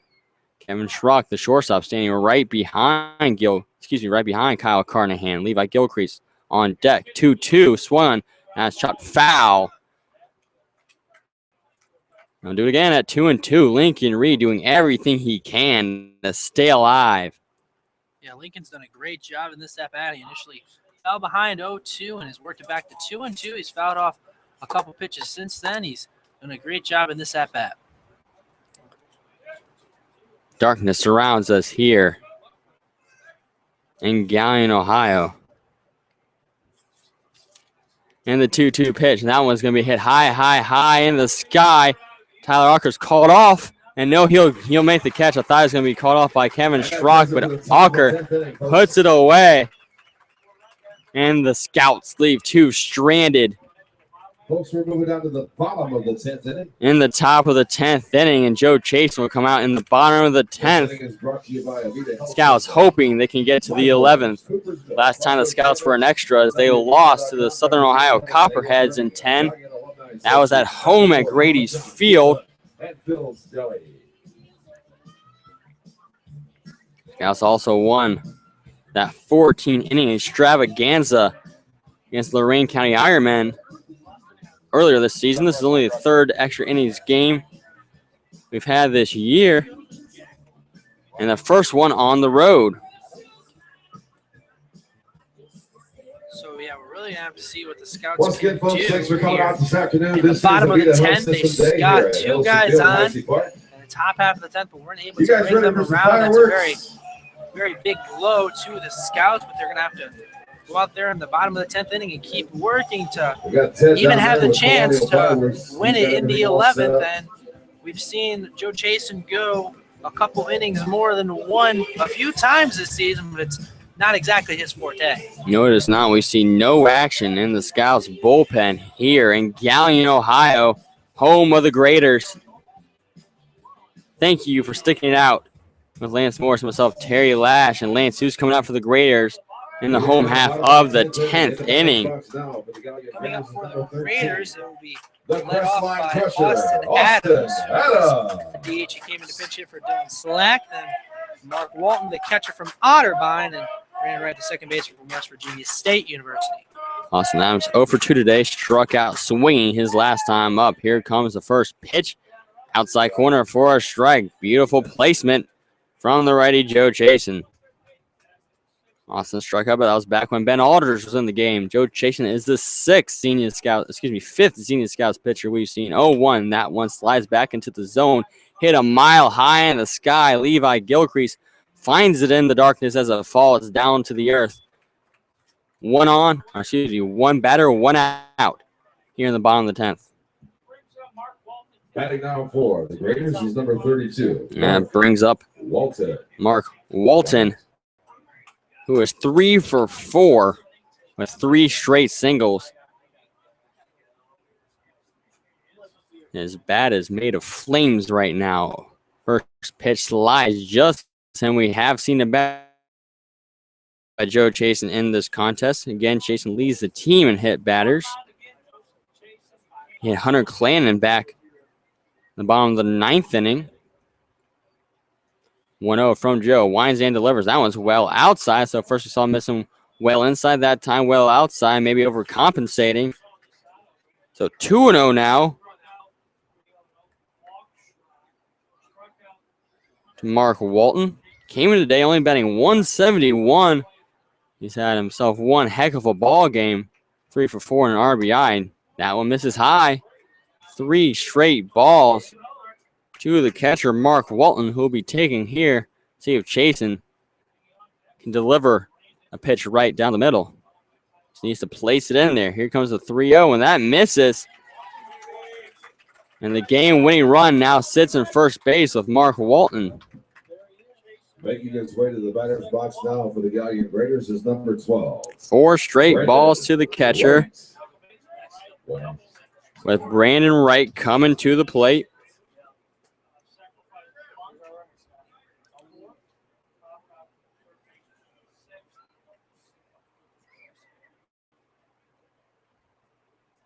First pitch, he shows bunt, lays it down that first base line, picked up by Lincoln Reed, and no one's there to cover. A bunt single, beautifully laid down by Brandon Wright. And now runners on first and second with 1 out. And that's not good for the Scouts. Lincoln Reed had to field that one. Joe Chasen wasn't able to range over and get to that one. That was hit too deep for Wiley to potentially even go grab it. And there was just no one over there to cover in time, as someone had to cover second, so needed people to cover both bases, and they weren't able to cover both. Brings up Tyler Rocker. First pitch to him, finds the zone, painting the corner. 0-1 now to the third baseman. Raiders game-winning run sitting on second base. Again, and the Scouts have been walked off against 4 times this year, looking to avoid number 5. 0-1 pitch. That was swung and missed. Big swing from Mocker and couldn't find the baseball. 0-2. Joe Chasen looking for his third strikeout of the night. Walton on second, right on first after the beautifully laid down bunt single. 0-2 pitch from Chasen in there for a strike. Alker goes down looking on the third straight strike from Chasen. Now for the Galion Raiders, top of the order, number 11. All-star selectee. That's going to bring up Nick Riotto, one of 2 all-stars for the Galion Raiders. They had 2 all-stars, the least of any team in the league. Matt Sullivan was the other. We have not seen him today. And here comes the first pitch from Chasen. That one's hit towards right field. It's on its way back. David Gaunt back towards the warning track, and he puts it away right in front of that right field wall. Rio gave it a charge, but it's just going to go away as any other route, as we hear the oohs and ahs here from the greater faithful in attendance.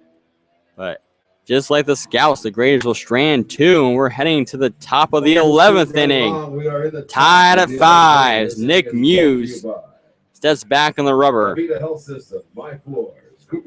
that was a great job from Joe Chase to come back in that inning. He got Adams to fly out to start it. Then Walton reached on a walk and Wright got him with a perfectly laid down bunt hit. He was able to fire 3 straight to knock out Hocker. And Riocho came up and flew out to David, gone right at the wall for the final out of the inning. This game has not been short of excitement as we're heading to the 11th inning. Galion Graders put 2 runs apiece in the first and the second, and this game was just cruising along all Galion until the top of the 7th inning, and the Scouts put 4 across the board. Graders were able to answer back in the bottom of the 8th, took the go-ahead 5-4 lead, but an RBI double from Lincoln Reed that scored pinch runner Joey Levitt tied things up. And Joe Chasen has been shut down on the mound for the Scouts. The 5th Scouts pitcher we've seen today. And both teams are trying to break this 5-5 tie in extras here at Heise Park. And a quick score update. That went final. Hamilton beat the Southern Ohio Copperheads 8-1. The Lorraine County Ironmen fall after leading most of the game against the Mariners by a score of 6-3. They now have a 12-game losing skid. Now Levi Gilcrease at the plate, swings at the first pitch and misses. Down 0-1 to Nick Muse. Gilcrease will lead it off this inning. Then it'll be DH Austin Orr and left fielder Wyatt Hogan. The bottom of the Scouts batting order. Gilcrease in this contest is 1 for 4 with a double 0-1 pitch swung and fouled back in the chain link fence in front of us. We see the vibrations work its way all the way up to us here up high in the press box. 0-2 now is the center fielder from Baylor, Levi Gilcrease. We're here in the top of the 11th inning with a 5-5 ball game. Scouts and Graders are tied, and that was swung and missed. Levi goes down for the 41st time this season on strikeouts as he can't hang off the high heat. Another strikeout for Nick Muse. He's already got 3 in 1 1/3 innings pitched.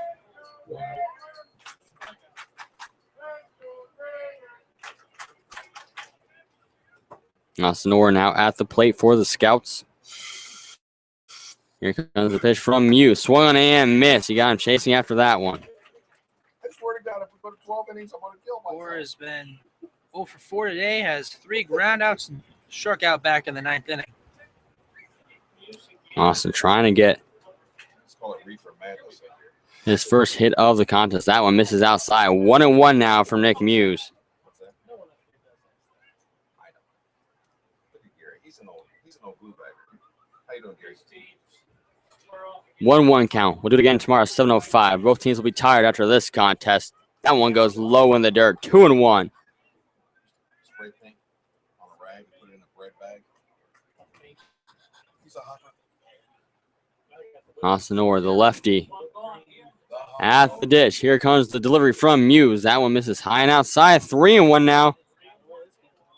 Austin Orr with 12 walks on the year would love to get lucky number 13 in the top of the 11th inning with 1 out. See if he's taking here on the pitch from Muse. The 3-1. That one misses high. Austin Orr will get to first base on his 13th walk of the season. Working his way to the batter's box now for the Xenia Scouts. I'm bringing up Wyatt Hogan, who singled his last time up. Hogan. It's 1 for 4 today with a strikeout.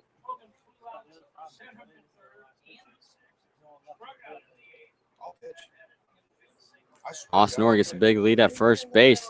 Austin does have steal potential. Needs to look at him. Now look at Wyatt Hogan at home plate. And here comes the first throw back to Wyatt Hogan. That one's low in the dirt. 1-0 to Wyatt. Hogan 0 for 4 today. A couple flyouts, a strikeout, and fielder's choice. Did I say something wrong? I thought it was a single, not a fielder's choice back in the 9th. It was an infield one, a shortstop.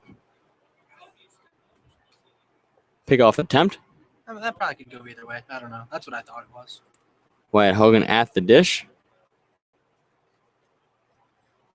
Another pickoff attempt. That one's in the dirt. Good stop by Belinsky. Lands with that one. Got into left field. Austin Orr could be on the move to second, maybe even third.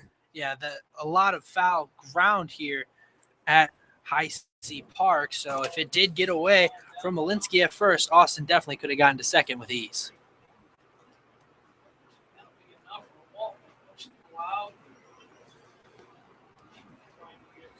So Wyatt Hogan will step back to the dish after a few words from head coach Bubba Cates. Tyler Walker playing decently far back at third base. Wonder if Wyatt could have the audacity to try to lay down a bunt here in such a pivotal spot. And as I say that, Walker steps up a couple of paces to put himself parallel with that bag. Austin Orr at first base after being walked from Nick Muse. Another pickoff attempt. We've seen 3 straight.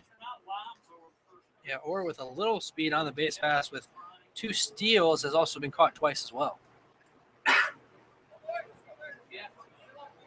Here comes the 1-0. That one's going to be fouled backwards.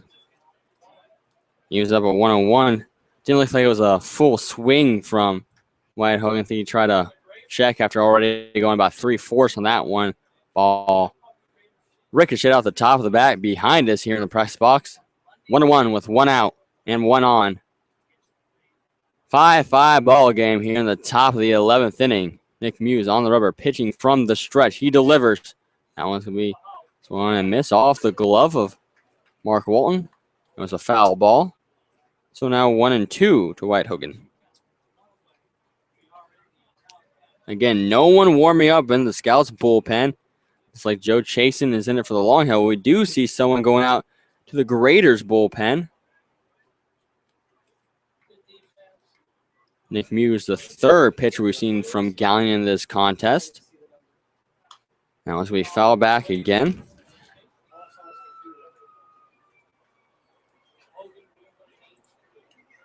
So we'll do it again. 1-2 back to Wyatt Hogan at the dish.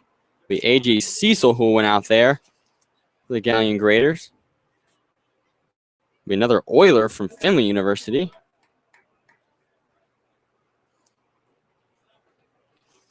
One, 2 for Wyatt Hogan. Austin Orr gets his lead at first base. Nick Muse on the mound. Here's the throw. That one's going to be hit towards center field. Rioto is able to get under it. Austin Orr will have to gallop back to first. And again, Nick Rioto puts away Wyatt Hogan. That's the third time this game. Wyatt did a nice job. He hit that one well out towards center field, but just hung up in the air too long and was able to be ranged under it for the second out of the inning. And here comes Lee Solomon, who's 0 for 5 in today's contest. Has not got a ball out of the infield. He got grounded out 4 times. Struck out swinging in his last at-bat. On the top of the 9th, Austin Orr at first. Big swing from Lee Solomon and misses. 0-1 to the All-Star shortstop. Lee Solomon actually plays second base in the All-Star game. Has played second for the Scouts this season. He played second at Lipscomb University in the spring. 0-1. That one looks like a pitch out. See if they can get Austin Orr on the move. 1-1, evened up. 2 outs here in the top of the 11th inning. 5-5 ball game. Austin Orr off the bag at first after he was walked by Nick Muse. Another pickoff attempt. And we're back in time. We have seen one successful pickoff from the Graders. Brody Basilone was able to pick off Cale Giddings at second base. How's all the way back in the 7th inning. Here comes the 1-1. That one's going to be chipped towards the Scouts dugout foul. Christian Binger will pick it up on deck.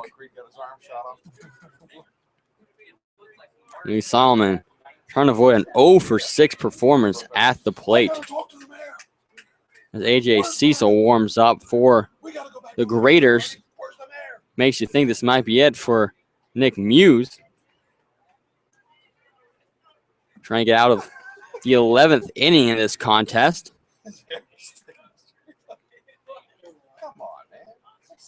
A third extra innings game of the season for the Xenia Scouts.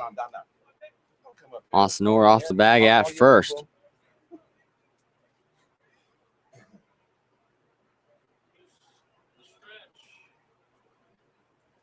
Here comes the 1-2 delivery. That one's going to be chopped, and that's going to go towards second base. Picked up in time for the third time this game. Lee Solomon grounds out to Brandon Wright at second base. He showed off his speed and range to get all the way to what looked like a gap for Lee Solomon. But another runner left on base this time. Austin Orr left stranded on an island. And we're going to the bottom of the 11th. We're still tied at 5, folks. As Joe Chasen steps out for his third inning of action. Scouts failed to advance any of the runners here in the top of the 11th. Austin Orr reached on a walk and wasn't able to do anything else with it. Scouts going to have to keep working now in the bottom of the 11th to make sure they're at the top of the 12th. From Shelby, Ohio. If they do get to the top of the 12th, it's just a part of the lineup you would want up there. But like Lance said, it's all about right here, right now. Also, Fat Boy Slim would say. And Joe Chasen in his third inning of action. Let's sign him up, Coach. Lance, who's the side coming up for the Galion Graders here in the bottom of the 11th inning? Coming up for the Graders, it'll be 2-3-4. It'll be the shortstop Kevin Schrock. He's from Finley. Then it will be Jake Krupar, came into the game to replace Colton Carney out in right field. Krupar is from the University of Toledo. Then it'll be Hunter Clannon, the left fielder from Bowling Green State University.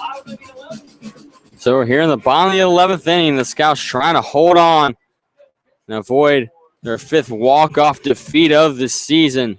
Here we go, folks. We're in the bottom of the 11th inning. Back now for the Galion Graders is number 6, Kevin Schrock. Oh, here comes Kevin Schrock. Joe Chasen, the big righty on the mound, on the left side of the rubber, looking at home plate. Here's the first throw to the shortstop. Right in the middle for that zone on the slider.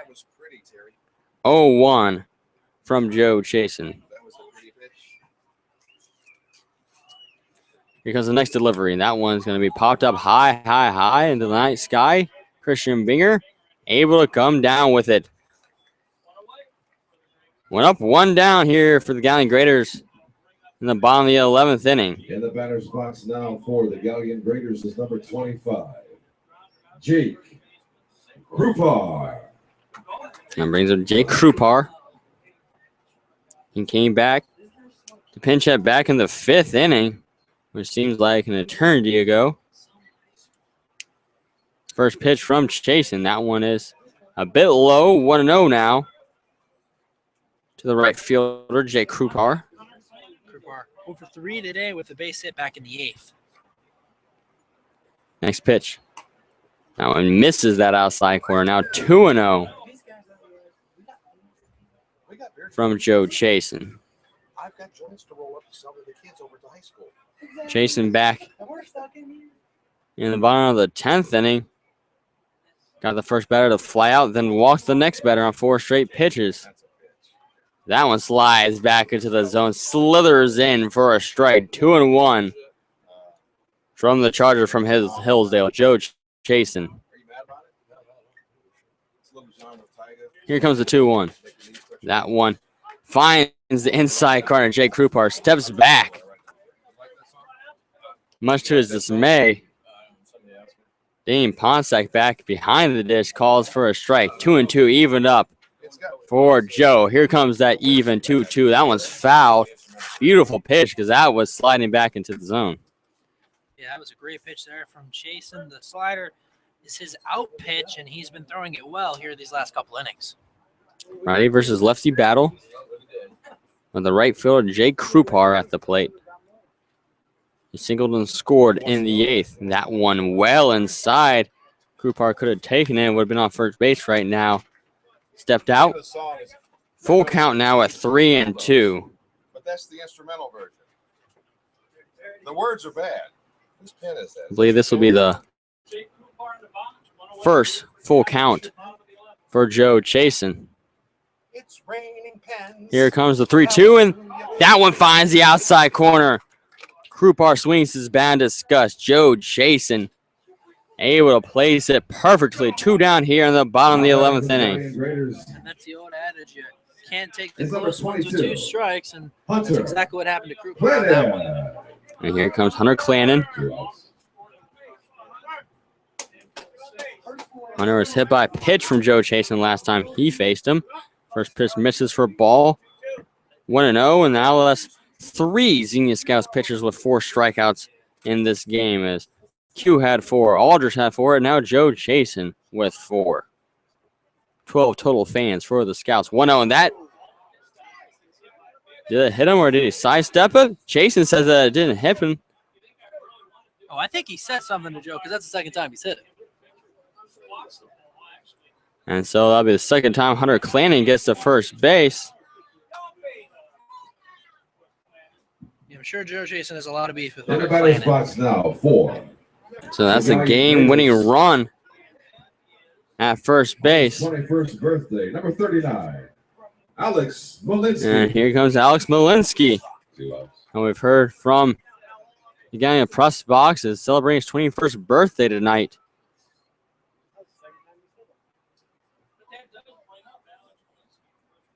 Two outs here in the bottom of the 11th inning for Alex Molinsky, the first baseman. First pitch way outside the zone, swung and missed. Molinsky again normally plays catcher for the club, but today getting his first start at least at Heise Park for the Graders at the first base bag. 0-1 from Chasen with 2 outs. That's going to be chopped over towards second base. Christian Binger picks up, throws to first in time. So a runner will be left stranded And we're going to in the bottom of the inning, folks. 11th inning. As we're heading to the top of the 12th, and Nick Muse will still be on the mound for the Galion Graders. As we're going to the top of the 12th, folks, the second longest game we've had all season for the Scouts. Again, we have that 14 inning Come on, give yourselves a hand for coming out. crazy fest against the Lorain County Ironman. A game in which fireworks. the Scouts actually lost, and the last out was overturned. We gotta finish this baseball And Scouts game eventually first. came back to score. Thank you for staying with Lance Morris and myself, Terry Lash. So we've pretty much run out of things to say between innings at this point in the contest. Yeah, pretty much. No other way we can put that. Lance, who's coming up for the Navy Gray here in the top of the 12 to try to break into this 5-5 tie? As we alluded to, it would be exactly the part of the lineup we want coming up to the plate. All right, And it'll be folks, on Christian count of 3, I need Binger, everyone to say, hey, His Terry, last time up, he strike struck a match. out. It'll be Kyle Carnahan, who had himself a double, but he was I'm just going mere to. feet of hitting his Let's 8th bring a home run fireworks guy on around the me. season to tie I'll the have you right league here. lead. And then David Gaunt came up to the plate, and he was plunked on a 2-0 count. And that's what they did. The last time they batted, that was in the 10th inning. Senior Scouts. And here comes the lefty Christian Binger. Bigger. Struck out from Nick Muse last time. Here in the top of the 12th inning, first pitch. Well outside for ball. 1-0 to Christian Binger, who scored the winning run in that 14-inning game we just alluded to against the Ironman. Next pitch is going to be popped up out of play. 1-1 evened up to the second baseman. They are 2 for 3 in the contest with a couple of walks, 31 and 32 on the year. Ready, kids? Here comes the 1-1 from Muse. That means swung on and fouled. Maybe off of the catching equipment of Mark Walton. 1-2 now to Christian Binger, trying to avoid his second straight strikeout. Anything after 9 is an extra $25. And 6 beers. That's right. That's right. Muse winds and delivers. Swung and missed, and he'll get Christian twice now. Not a very easy feat. Walking up to the batter's box Christian now Binger for the strikes out visiting team, swinging the for the second Scouts. time in the contest. All-star selectee number Yeah, it's 16, not something that Kyle happens very often. Carnahan. Christian Binger striking out once in a game, let alone twice. Now Nick Muse with 4 strikeouts in the contest. That ties Brody Bassalone for the high amount for the Graders this game. Kyle Carnahan at the dish. First pitch he sees as well outside and away as well, just like Christian. 1-0 now to Mr. Hot Corner. Kyle doubled last time he was up. Back in the top of the 10th. We're now in the top of the 12th with 1 out. 5-5 ball game still. Big swing and a miss from Carnahan. 1-1 count now evened up. Carnahan with 7 homers on the season. Went off the league lead, which is owned by Andy Young of the Hamilton Joes. 1-1 pitch. That one goes right down the middle for a strike. 1-2 now. Kyle Carnahan down to his last strike of the at-bat.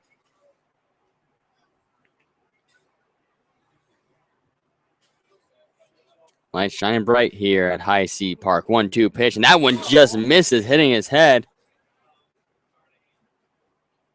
2-2 now to Carnahan, who will step back in the box after that one got away from Muse.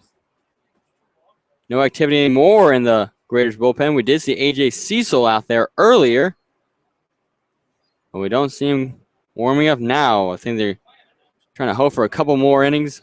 If we get there from Nick Muse, he's looked pretty good so far. Has 4 strikeouts.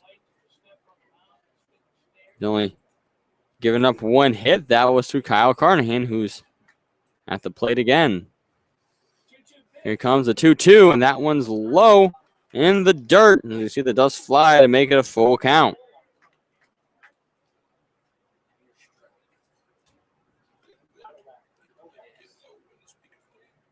This will be the first full count, I believe, from Nick Muse. And here comes the payoff pitch. Swung and miss. Carnahan goes down swinging. Nick Muse is rolling on the rubber. Now batting for the Xenia Scouts. 2 strikeouts here in the top of the 12th inning. Striking out Christian Binger and Kyle Carnahan. That is no easy feat. And that brings up David Gaunt. Nick Muse trying to strike out the side of Scouts. 15 innings? Anyone? He winds and he deals to David Gaunt, the new batter. That one misses high. 1-0. We've seen that with all 3 of these batters. The first pitch from Muse misses high. Gaunt back at the plate, the 1-0. That one top part of the zone. Evened up at 1-1. Gaunt was hit by a pitch in his last at-bat. 2 for 4 today. Did have that 2 RBI double. Here comes the next one. Inside and away. 2-1 to David Gaunt. Lance? I don't know, buddy. That might have been a strike. Gaunt came into this contest with 20 walks on the year. Here's the next pitch to him. That one misses inside as well. 3-1 to David Gaunt. Love to get number 21 right here. Try to give the Scouts a spark in the top of the 12th inning. Here comes a 3-1 delivery. That one misses, and Gaunt will take that 90-foot stroll to first base. Go-ahead run now stands on first for the Xenia Scouts. So Gaunt does a good job working the count to full and eventually draws the walk. And so now he'll be on base for the 4th Batting down time for today. the Xenia Scouts is number 24, Zach Wiley. Zach Wiley with his second plate appearance of the day. He struck out back in the top of the 10th. David Gaunt on first. Here's the throw from Muse. That one inside. We've seen Muse missing inside these last 2 batters.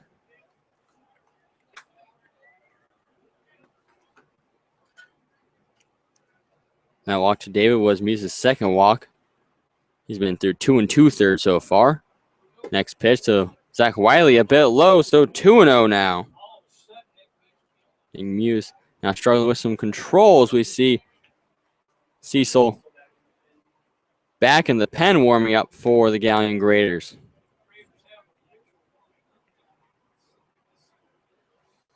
I don't know if we're going to see AJ Cecil in this contest or not. The 2-0 misses inside as well. As you see the dust fly off the glove of Mark Walton. And his catcher's mitt 3-0. Zach Wiley, the righty, will be taking here. 3-0 pitch. That one's right down the middle for a strike. 3-1 now to Wiley.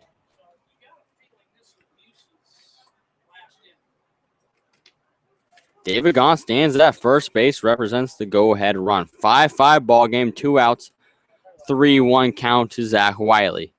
Here's a 3-1 pitch. Swung and that one's popped out of play. So Muse works his way all the way back to full at 3-2. We're going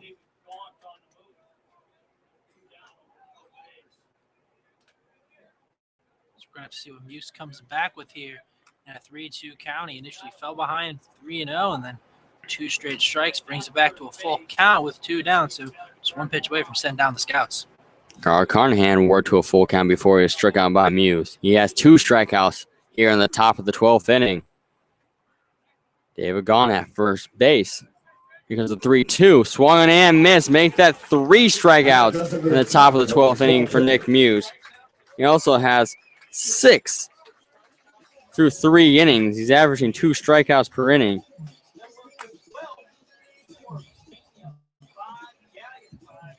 Here we go, folks. And we're going to the bottom of the 12th now. Joe Chase will come back out to the mound. My Floors, Cooper's Mill, Crossroads Candle. Crossroads Candles, WQL.com, Dr. Jiggy Hills, and A1 Printing, Galion Alumni Association. Here in the bottom of the 12th inning, a 5-5 ball game between the Xenia Scouts and the Galion Graders. This one was all Graders. For the majority of this contest, they put 2 runs in the first and the second. And the Scouts were able to put 4 across in the top of the 7th inning. Graders respond in the bottom of the 8th where they put it on the go-ahead run and go up 5-4, but the Scouts were able to answer back. Their Cale Giddings started the inning off of a leadoff double and then was replaced by Joey Levitt to pinch run, and then Lincoln Reed had the game-tying RBI double to knot us up at 5 apiece, and it's been that score ever since. As we've been scoreless here in extras between the Scouts and the Graders. Here in the bottom of the 12th inning, there'll be fireworks going off here at Heise Park after the game. You have to think the home crowd getting anxious. And they want to see those fireworks. We've seen some fireworks on the field today for both these teams. Scouts 8 doubles in this contest. Lance Hughes coming up for the Graders here in the bottom of the 12th inning. Coming up for the Graders, it'll be the same people they had coming up to start their 10th inning. It'll be Austin Adams, the DH, Walton, the catcher, and Brandon Wright, the second baseman. As you may remember, Brandon Wright reached with that awesome butt hit back in the 10th. Austin Adams is 0 for 3 today. He's flown out to center twice, including his last plate appearance. Joe Chasen raises the leg, throws home, misses inside. 1-0 from Chasen.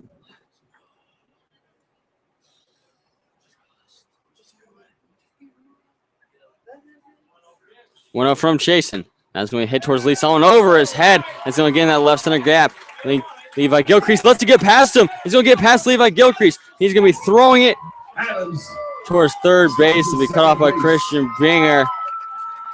So a misplay by Levi Gilcrease. And the game-winning run is now on second base with no outs. And that's a rare misfield we see from Levi out there in center field. It looks like they're now going to have a pinch runner. And it looks like that might be Cecil. We got a pinch runner there. That will be AJ Cecil. On second base for the Graders. I think he goes to the University of Denver. He's from Oak Harbor, Ohio. I think it might be Will. Will Cruz will be getting up in the Scouts bullpen. Well, Nick's going out there too, so I don't know which one's throwing. I assume Will Cruz is. Looks like Will Cruz warming up for the Scouts in the bullpen. Will is scheduled to either start or pitch 3 innings tomorrow. Scouts have been off for a week.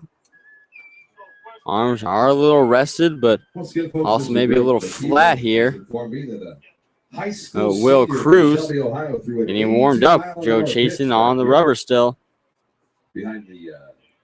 With the game-winning run at second base, you have to think the Graders are thinking small ball. Mark Walton coming up to the dish. He was walked last time. And it's 3 for 4 in today's contest with 3 singles. An RBI single back in the bottom of the 8th inning. Working his way to the batter's box now for the Galion Graders is number 34, Mark Walton.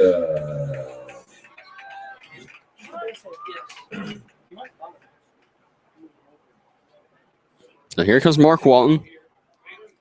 Scouts trying to hang on this 5-5 game in the bottom of the 12th inning. Joe Chasen still on the mound for the Xenia Scouts.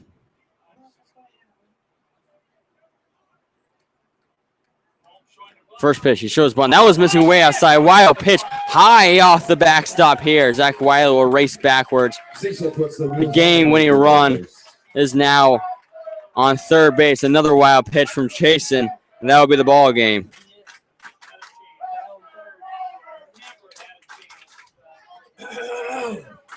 Coach K steps out, but he just tells Joe Chasen to settle down. He will not go to Will Cruz.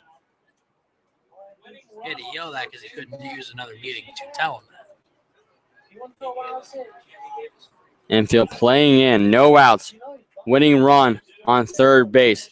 Next pitch from Chasen in there for a strike. 1-1 evened up. Chasen does have 4 strikeouts in this contest.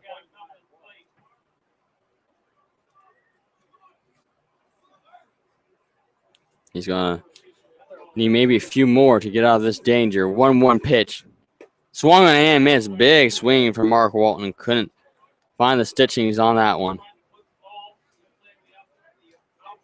A sac fly to a deep part of the park you would think would be the game-winning run.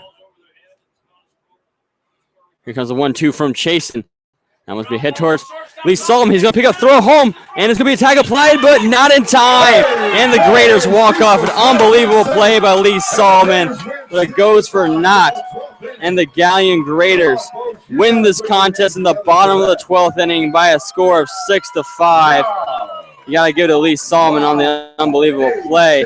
But an RBI single for Mark Walton, who finished his day 4 for 5 with 2 RBIs and a walk. And the Galion Graders walk off here at Heise Park in a crushing defeat for the Xenia Scouts. Yeah, that was a great play from Lee Solomon. He had to dive just to make sure he stopped that Just ball. a reminder, folks, we can And do the this fact all that he over was again able to tomorrow do night that at was just a 7:05. great The Graders move. take on the Scouts. As Come we on, now ladies and have gentlemen, to put your hands together decide for all who these wanted players. to go for player of the game. One more time, put your hands together for everyone that came out. I'm going to leave that up to Lance Morris. I want absolutely nothing to do with that. There's been a lot of candidates. In this 12-inning ball game, Scouts lose their second straight game in extras. They lost their last one to the Southern Ohio Copperheads.